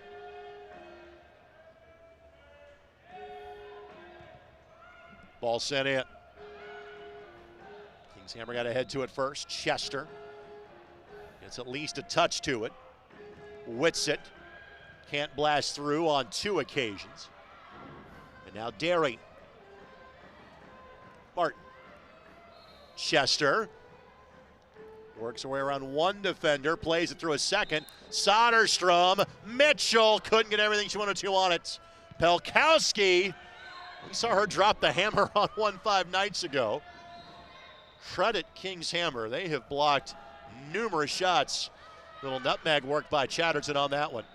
Yeah, it was a great defensive stance there by King's Hammer as they didn't, you have that initial pressure, but that cover is right there so that there can't be a shot that can be, a deflection, or there can't be anything that's going to lead to much but a block. Soderstrom lets it go through, and Whitsitt. What a leave. What a great opportunity there. Get the ball the end line and come across, and she knew she was going to fill that gap in behind, and that's why she left the ball. Put it right into the chest of Galley. Very experienced keeper. like Galley is. She was going to make sure that she was leaning that way, and she leaned the correct way on that instance. Soderstrom tries the flick. Of course, this match brought to us by Fluid Waste Services, Indiana's premier utility service provider since 1989.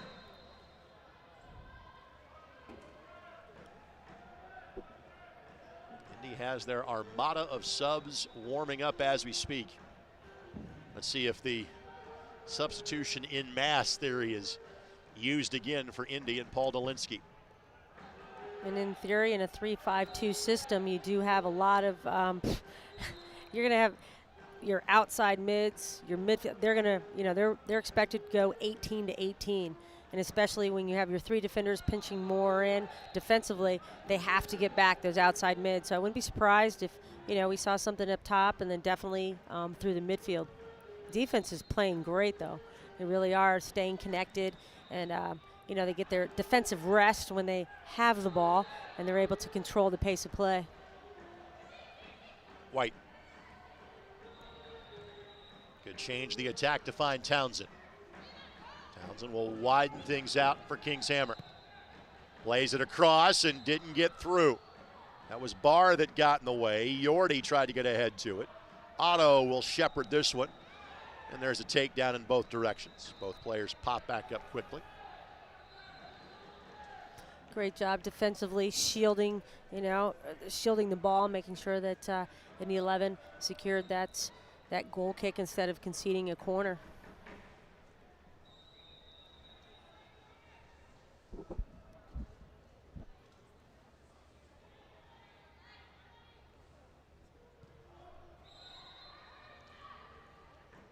Mitchell, Martin, Soderstrom.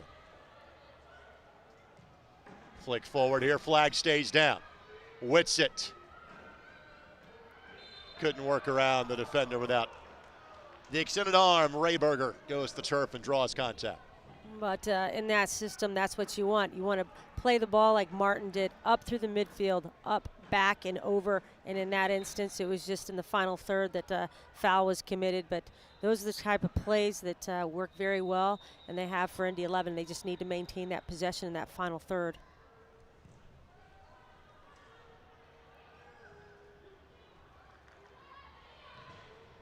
Good close out by Derry.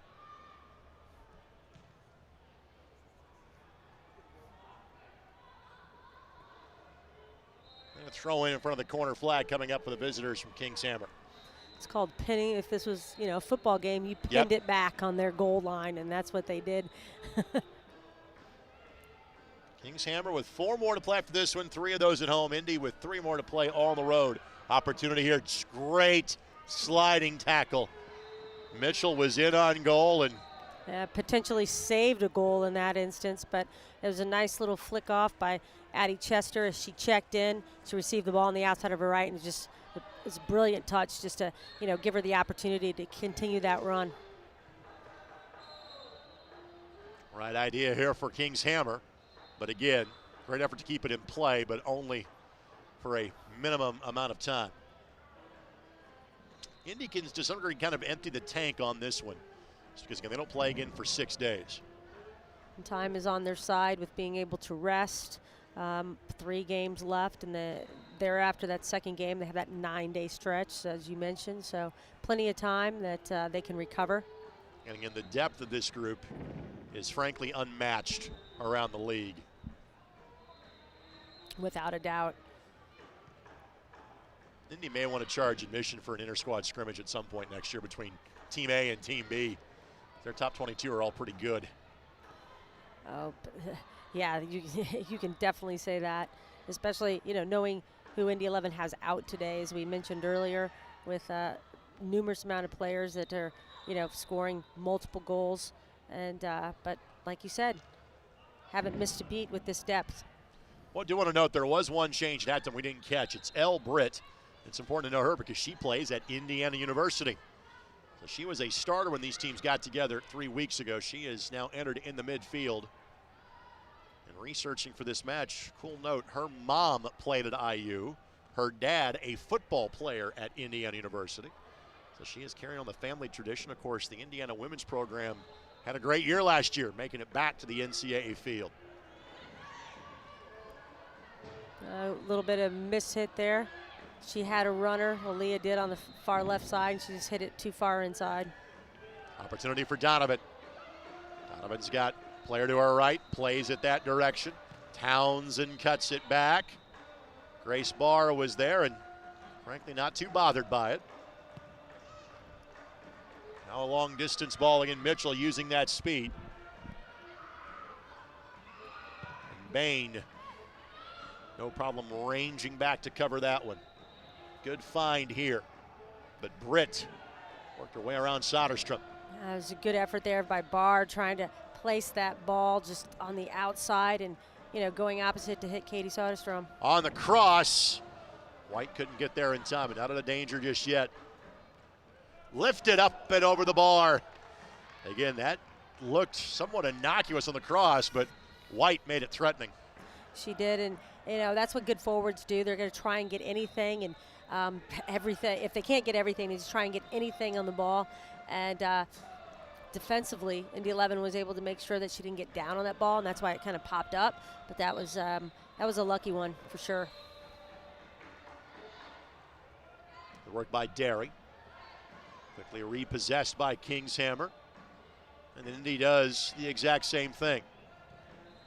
And they're really trying to open up that striker up top for Indy, knowing how many numbers that Kingshammer are throwing forward here. Yes, as we had, the Indy 11 two forwards checked back, Addie, and then Addie just came and she made sure to attack high to stretch that defense, and that's why it was 1v1, but it was an air ball, and she couldn't really get under it there, and that's why the possession was lost. White works around Chatterton. Chatterton gets a leg out there, but that will be a corner. Do you believe this is their first corner of the game, too? Correct. Sports the Match brought to us by Johnson Controls, the power behind your mission. Chatterton will tuck inside the near post. Yordi. Head to the far post. Yordi, 7 assists for NKU last year. Bending ball, Phillips. It was touched last by Kingshammer.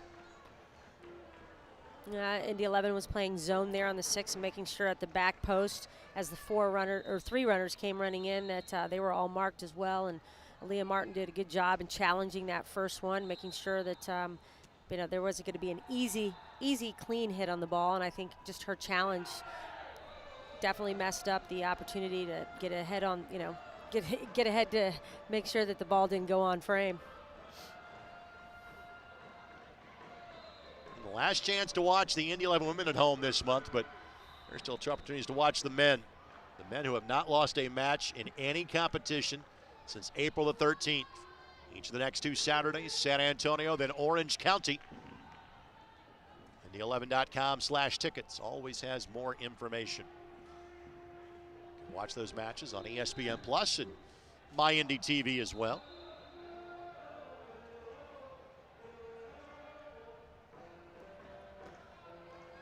I think you can look at this as a time of possession, what has happened here in the second half. Ball swept away, but out of danger just yet. Bounding ball at the edge of the 6. Martin does what she can. Now Donovan will reset. Soderstrom digs in, but waiting for a signal from the AR, and yep, it'll be a corner. There's a good effort there also. Thought maybe she was going to get away with that. So the opposite corner flag we go. This portion of the match brought to us by Community Health Sports Medicine. Exceptional care simply delivered.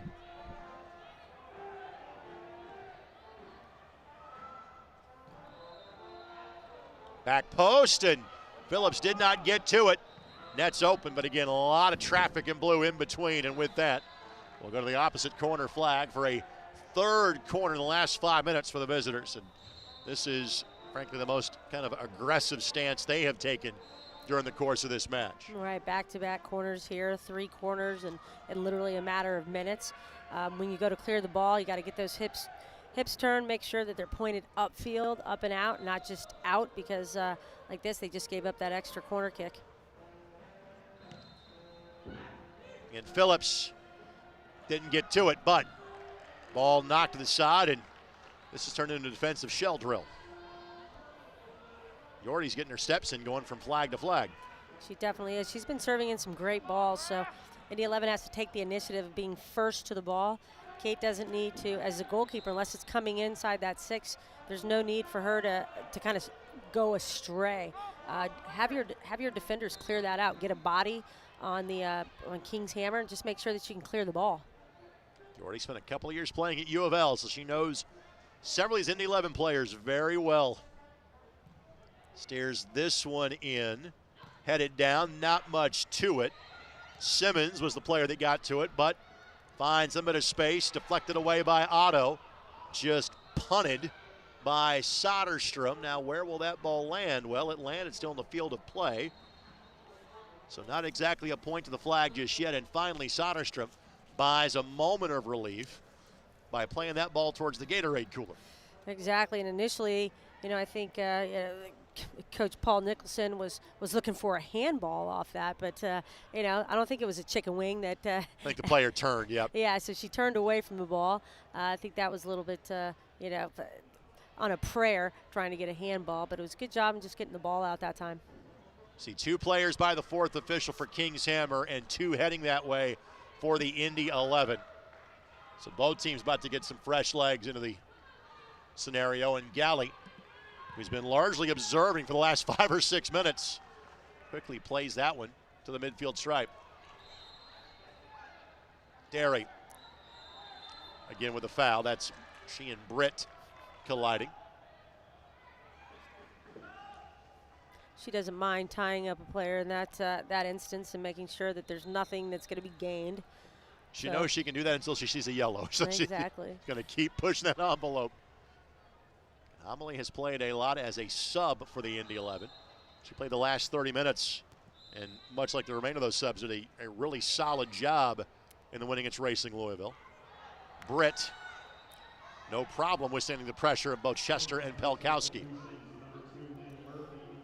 Yes, right now Indy 11's able to, they're thwarting anything that's coming through defensively, but there's not a definitive outlet for them to reach, and that's why the ball's coming back so quickly, because Indy 11 there's not a target player for them, and everyone's kind of retreated, and it's like you got to continue to stretch them defensively so you can give your defense a little bit of time just to rest, get reorganized. Opportunity here at the edge of the 18. Ball slides through left foot, and again, not much on it. That was Goins. Yeah, she was leaning back on that one when we received it instead of just striking through the ball. But it was great play once again.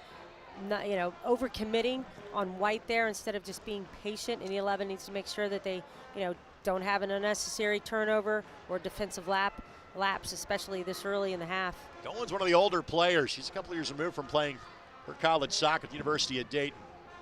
Soderstrom for Mitchell. Ella Rogers, one of the 2 players awaiting to enter when given the opportunity for the Indy. We haven't had a stoppage since those players got to the 4th official a couple of minutes ago. Maddie Murphy is one of the duo that is awaiting.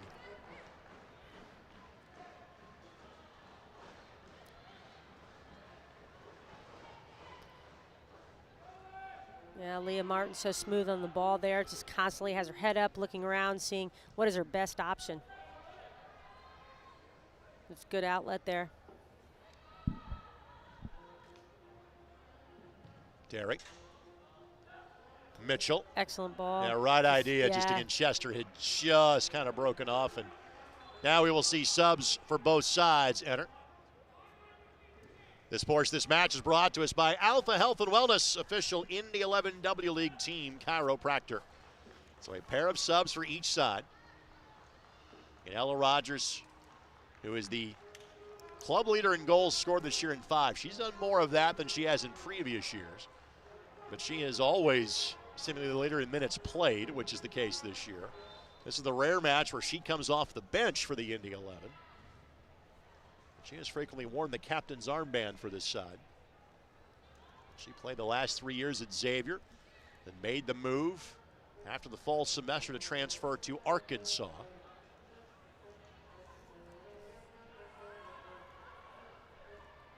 We'll get you the other Indy 11 sub on the fly. We'll do the same with the 2 subs that came in for King's Hammer. And Maddie Murphy in there, playing the right back role for King's Hammer. Now Mitchell couldn't track down the bounding ball. Now White. He's got Simmons to her right. More help. Gives it a hit, and that's a break for the Indy 11. There's a lot of permutations that could have been played there, and that's the one that frankly lets Indy off the hook.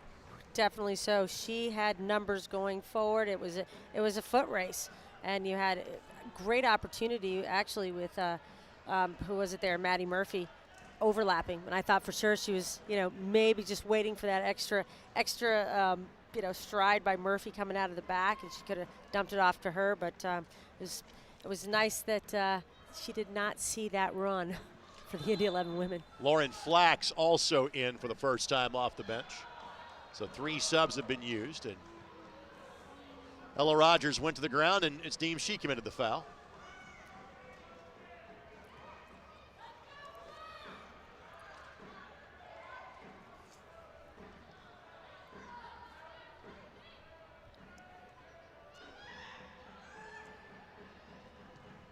Have a hit from distance that again does not threaten Phillips. And I'm not so sure if I'm King's Hammer, given the way they are attacking right now, that I would be so quick to pull the trigger. No, she did have it. She had options. She just wanted to see if she could test the waters there, and from that distance, it has to be on frame. Otherwise, it's just a wasted, it's a wasted shot, and that's what it was. As it sailed high up and over the bar. Well, I saw 2 Indy 11 players towards the 4th official, but I think they have only made 1 substitution. I'll double check that to be sure. That's Bree Buells is in there. Or maybe Nora Jackman might be in there. We'll check and see.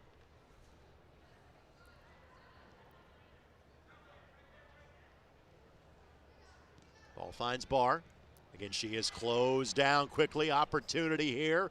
Good recovery by Indy. Left-footed shot does not get through, and quickly hustling over. That's Otto that plays that ball sideways.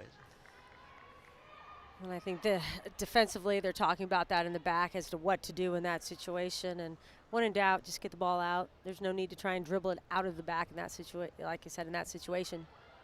You are correct. Nora Jackman, by the way, is the other player that entered. And she came in for Maisie Whitsitt. With Rogers entering in the midfield. I think Rogers spells Amelie Derry in the mix. There goes Chester off to the races. Chester just couldn't get there, but it will be a corner for the Indy 11.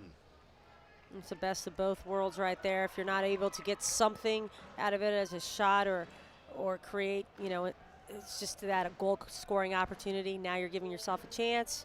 Let's talk about what I spoke of capitalizing on a set piece for once during this game, seeing that's been, just a little bit on the wayside in terms of, creating something not in the open field of play. So here's Barr. Looking back post, goes all the way through. Pelkowski. Good job by Galley to go up and snare it. Of course, this match is brought to us by AES. Exciting the future of energy together. It has been a largely quiet building in the second half. There has not been much for the home side to cheer about. They have now protected this 1-goal lead for the last 37 minutes, but frankly, it has been the visitors that have been much more on the front foot than, say, the Indy 11 in this half. Yes, and you have to make sure that you, like I said earlier, making sure that you at least provide some more pressure. Don't be content with just sitting back. But once they win that ball defensively, there has to be somebody that wants to step up and maintain possession of it. And foul going to be called. Wave off. Would have been the equalizing goal. As an 11 defender took a tumble. Deemed that Taylor White put that defender in that position. Again, that was not shaping up well for the Indy 11. No, you want to make sure also as a defender that you never want to try and play the ball, especially when you're facing your own goal, because something could happen. And looked like a little bit of a miscommunication, but a little bump by White as well could have caused that. And that's why there was that uncertainty. And I think the officials probably had a good eye on that, and that's led to the foul and the free kick. Tonight's match brought to us by Alpha Health and Wellness, official Indy 11 W League team chiropractor.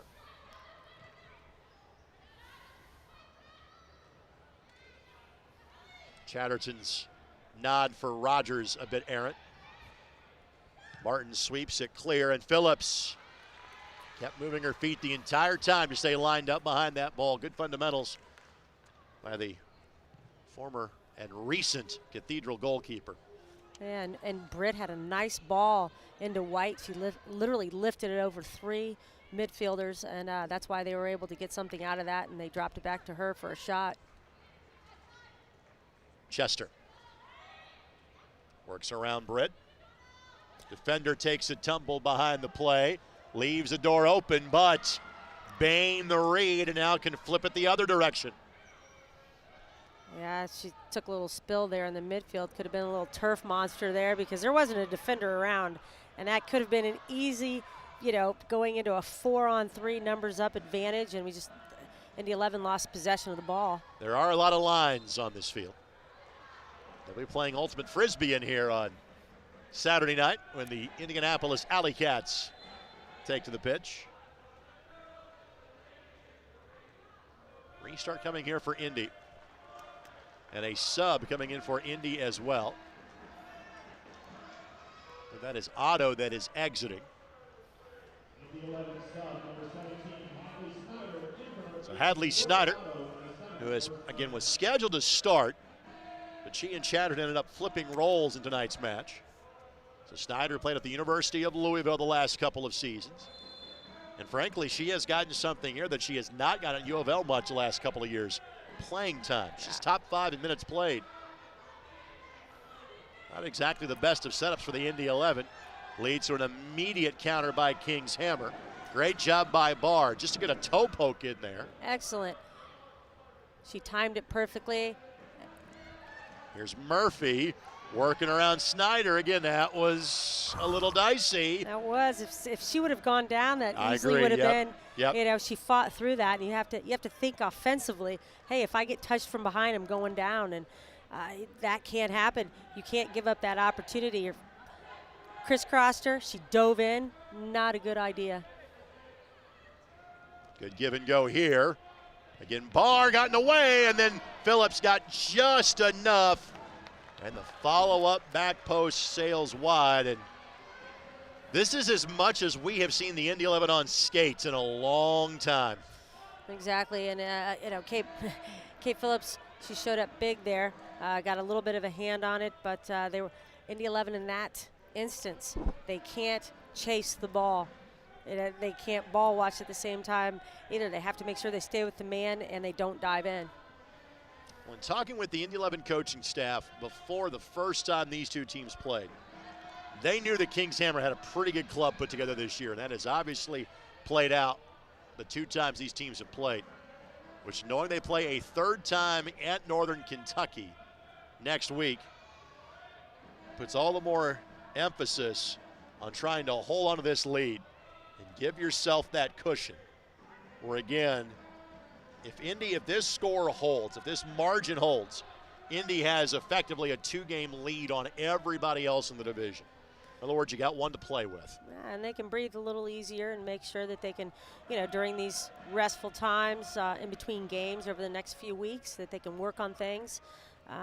And that's going to be very important.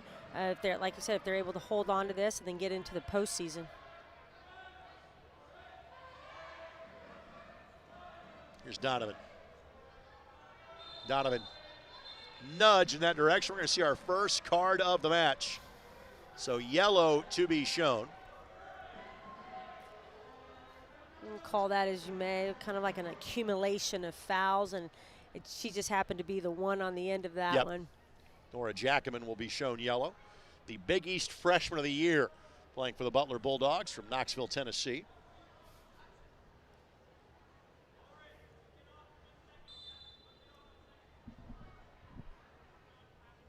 I think Bree Buell is getting ready to enter the match for the Indy 11.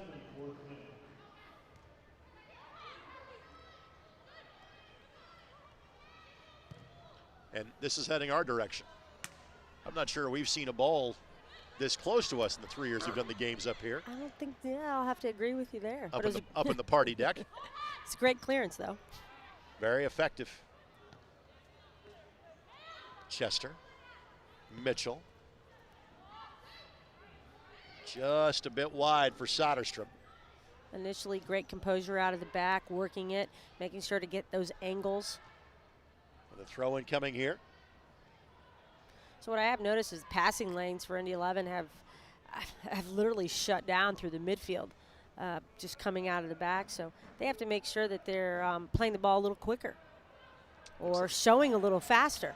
But something has, meaning King's Hammer has made an adjustment at halftime, making sure that they've upped their intensity.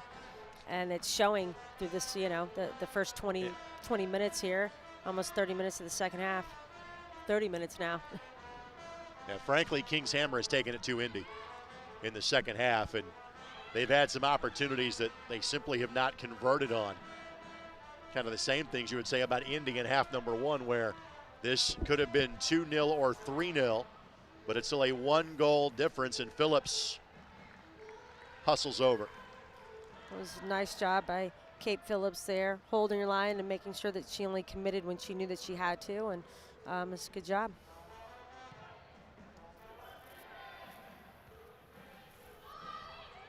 Here's Chester. Slides it perfectly to Rogers. One touch to Soderstrom. Now back to Chester, bending ball that got deflected. Jackman was trying to line it up, and that's kind of been the night, frankly, for both teams offensively. Yeah, you can call it great defense in terms of just shutting them down. Yeah. But also just sometimes it only takes one touch, and you have to remind yourself as an attacker that your time and space is limited in the attacking third, because defensively, only thing they want to do is close you down. So take that first touch for a shot. Don't be afraid. Carson Cherry, Bree Buells, and Abby Unkraut.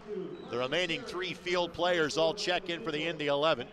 Two of those are local products. There's Carson Cherry. Again, played for the team for all 3 years, but an injury kind of kept her really from playing at all last season. Carson from Lafayette Central Catholic. Abby Unkraut, as you mentioned, played for King's Hammer. Elected to come here and play for the Indy 11 this summer. She plays at Georgia. But Bree Buells, you know her well, trying to slow her down from her days at Bishop Chatard High School. Great player, and happy to see that she is back here playing. And she got a lot of minutes there as a freshman at Mizzou, alongside teammate Kate Phillips. It's nice to see when any player can go on to the next level, and then come back. And right here, you see her speed. Her close down speed is outstanding. Chester can get onto the end of this one. Chester tries to slalom back. Galley couldn't get there in time. It should be a corner, and it will be. And there you go once again. King's Hammer did an outstanding job closing her down. She was trying to be a little crafty. I don't blame her. She was getting pushed outside the goal there, and she just almost made it. Sports this match brought to us by AES, accelerating the future of energy together. Barr elects to stay back on this one as Indy will try to keep their defensive shape with a 1-goal lead. Probably like to see like a short corner played here. At the edge of the 6, Buell's got a head to it, but didn't do anything with it. Change it up a little bit. They had a good 30 yards of space. Check two, maybe get a shot off.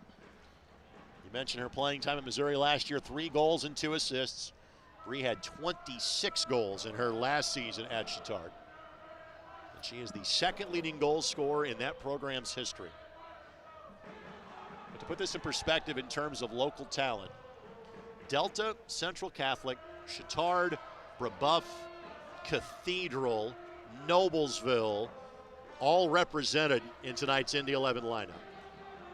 Yeah, kind of cool, isn't it? It is. It's very cool to see just the talent that's throughout the state, and then even on King's Hammer side, they have Erica Wells, who played at East Central. Correct. And she's a converted.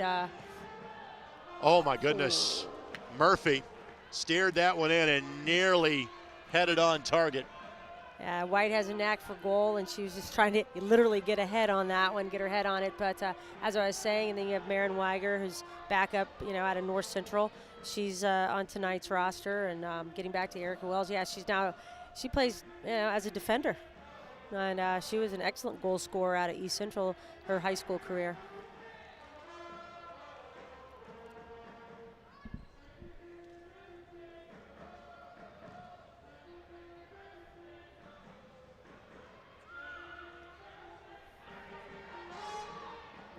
Buell's got a piece of it. Now we'll get more of a look here. Britt able just to slow that up enough.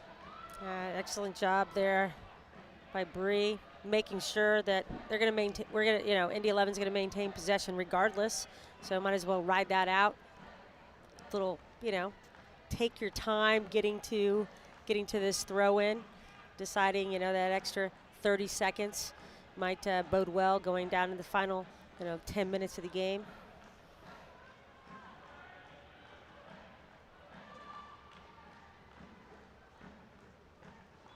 And an offside flag goes up as Buell's attempts to play that.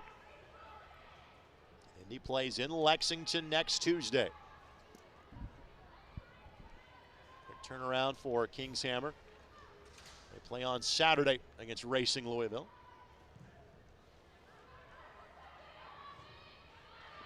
Great challenge to win that ball at the midfield. I wouldn't exactly call that a foul. I would never call that a foul. I'm not sure. I will say, even if we were down here for King's Hammer, I would say the same thing on the other side. Take a look. Maybe jumped into her, okay, on the replay. Jackman just plays that ball long, but played it too long. Trying to use the speed of Buell's, but Galley is there. Right now, Natalie Mitchell has the lone tally of the match, and this scoreline has now been intact for the last 50 minutes of play. Starting to see a little bit more of an adjustment, and the 11's playing a little bit more defensively, dropping, another player back, and King's Hammer looks like they've taken someone out of the midfield and pushed it up top so that they have more numbers going forward. Frankly, the draw is a better result for the Indy 11. Obviously, it's better to get 3 points than 1. Snyder gets beaten ball cross, and again, just takes a very pro Indy 11 turn.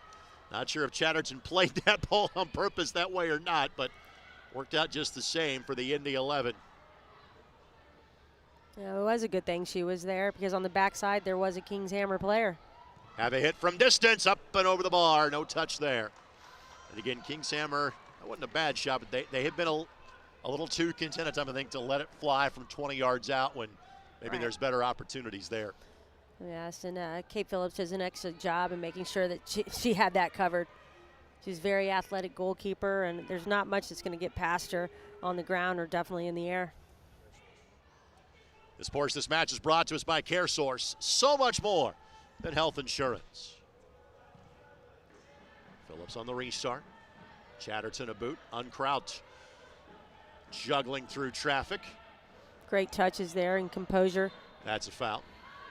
And again, no need for the quick restart now. Now is not the time. And she was reminded quickly by the veteran, saying, hey, just slow it down. Think of it like barbecue, low and slow at this point.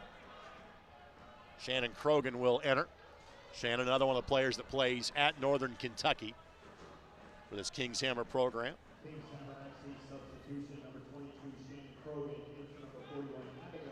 So Townsend done for the night. Ideally, just directly into the corner. Nice job. Jackman quickly dispossessed. Buells wins it back and hounds Bain into allowing that ball to simply trickle across the touchline for an 11 throw-in. And that's her quickness. That's her presence on the field, knowing how fast she is, and she's able to close down anything that's going to happen. And that's how they got the throw-in. And the 11, good job. On the throw-in, Chester couldn't get it back to her feet. Unkraut just trying to maintain position now. Indy will play it back. The sports this match brought to us by Fluid Waste Services, Indiana's premier utility service provider since 1989. Yeah, Snyder almost got lucky to have it go over that last defender's head. It was a good initial thought, just wasn't there in terms of the distance. Ask for a handball, they'll get it. Sometimes it is good. Asking, you shall receive. And that's definitely bodes well for Indy 11 here, getting another free kick and just slowing the game down.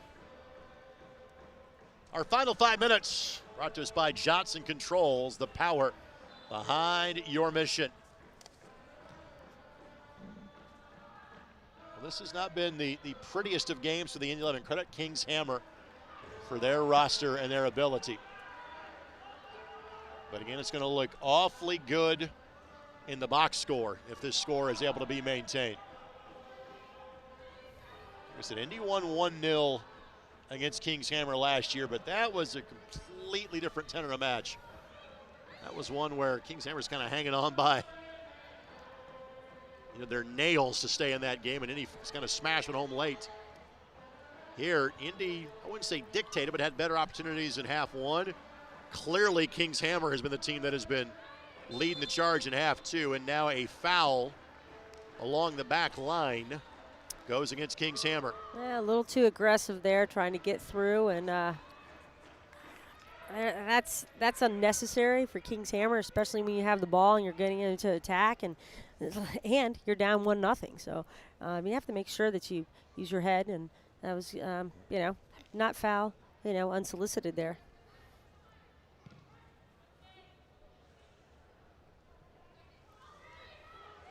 Buell's using that speed, Great forces speed. an issue, but has the ball ricochet off of her. But that's exactly what you need here if you're the Indy 11. Yep, close down speed, and that's what she has, and it's under control too. And that's what you want to do as an attacker, and she has a great ability to change speed, change direction, and make defenders think twice before they decide to be a little lackluster coming out of the back. Good job by Unkraut to force that ball backward, and you're right now just trying to control the heat map. Just push it this direction. You're going to make a mistake, make it in the forward half of the pitch, not the other way around if you're Indy. Exactly. Chester at the edge of the 18. Possession truly 9/10 of the law for the Indy 11 right now. It's a great job. Releasing pressure, going out the other way, knowing not to force it, making them then chase you. Jackman makes the turn. Did she earn the corner? Yes, she did. Normally Grace Barr comes forward, not here. You just send one of your wing players over there and keep your shape as best you can. I wouldn't be surprised if they keep 4 or 5 players back, and it looks like, they have 5. And I would imagine this might be one of the shortest corners in Indy 11 history. Yeah, nice touch, and then just maintain possession there in the corner. So she's already hit it. Yeah, just go. I was going to say, she tried to do it very nonchalantly to kill some more time. That's pretty wisely done by Chester. It will be a corner coming. That's a veteran move for somebody that's about 21 years of age. Exactly. You play just the nonchalant, as you could step over it, and the only thing you have to do is touch it. Right. And she did it. She almost sold it. That's rec league right there. That's a compliment in describing it that way. Opportunity here. Ball launched forward. Cherry stumbles and does just enough. Buells will knock it forward. She was offsides because she hadn't gotten back yet, so she was offsides on that play. But Kings Hammer, they're still trying. I'm going to use this. They're hammering it down the middle. They had 2 opportunities. They could have gone right or left, and they decided to try and go through the middle, and that's where your numbers are defensively for Indy 11. Cherry. Now Jackman. Just directs the ball to the middle of the park. Buells. Collision. And again, foul called against Indy when, again, that's just 2 players in the same space. Yes. And, going down, that was going to happen because sometimes it's called kinetic energy. Ball sent in, and Phillips able to snag it. And again, I would assume looking at even without any goals scored because of the subs, and the 3 minutes left to see this one out from the Indy 11 perspective. I want to thank our ISC Sports Network crew: Jordan Shue, Vince Morales, Rob Lynch, David Kahn, Aaron Van Wolde. And we hope to have more Indy 11 soccer for you in July, but we won't know that for a while. 3 more regular season road matches to play. Go to the USL W League's web portal at Sports Engine Play to find any all road matches. You know what? Make a road trip. Lexington, Louisville, and Cincinnati all fine places to go visit this time of year. Britt. All of 1 minute being shown. Foul given by Martin, and if you're King's Hammer, take your time here. Just get everybody forward. Goalkeeper is at least going to come up to the middle of the park. Yep, and this ball's going to be on frame. And Phillips can watch it go up and over the frame. Yeah. And that's, when you have a free kick, you have to take advantage of it, especially in these waning moments of the game. And, for them not to get much off of that, a coach is probably standing there on the sideline going, what are you doing? What are you doing? Let's try and get something out of this. Let me point out again, I'm surprised there's 1 minute of, there's been no goals, there's been no injuries, but still surprised there's not more than just 60 seconds. That's frankly of benefit to the home team, obviously, which is why King's Hammer is flying, trying to get this restart going. Phillips, a bobble. We'll try to buy a little more time. Our referee glancing at the wristwatch. Phillips may not launch this until prompted to do so, nor should she. Yep, and there's and the signal. just happened, yep.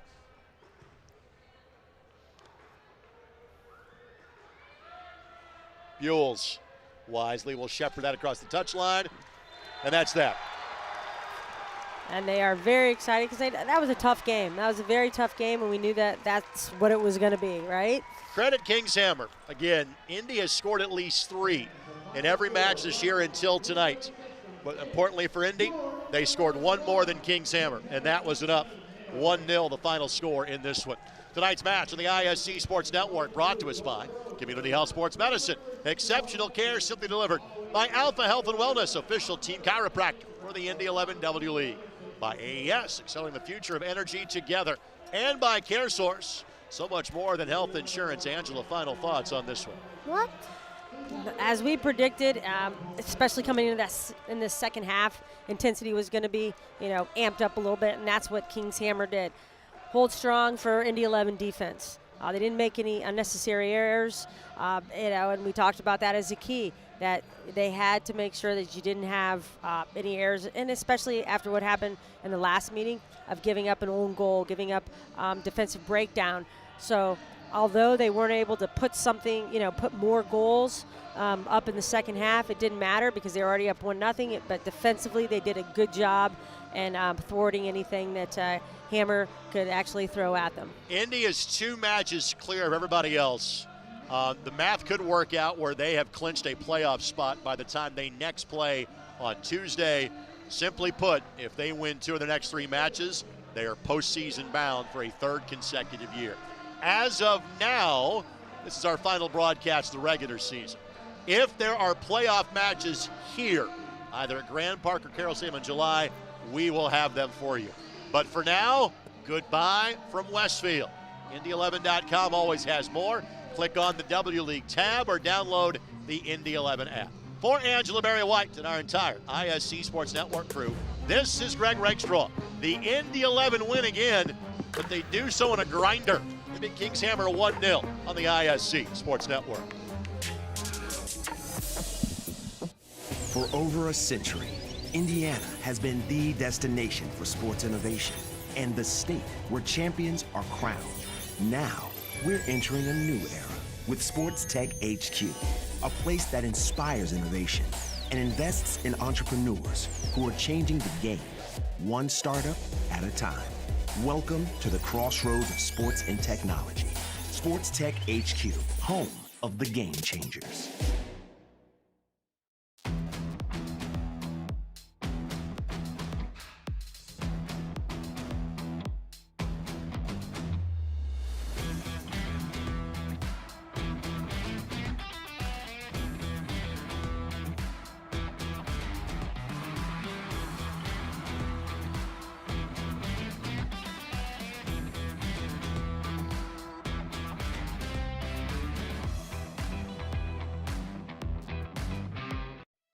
So I had no job, no car, nobody to watch my son. And when I finally got a job interview, it was a half hour away. I was just stuck, you know?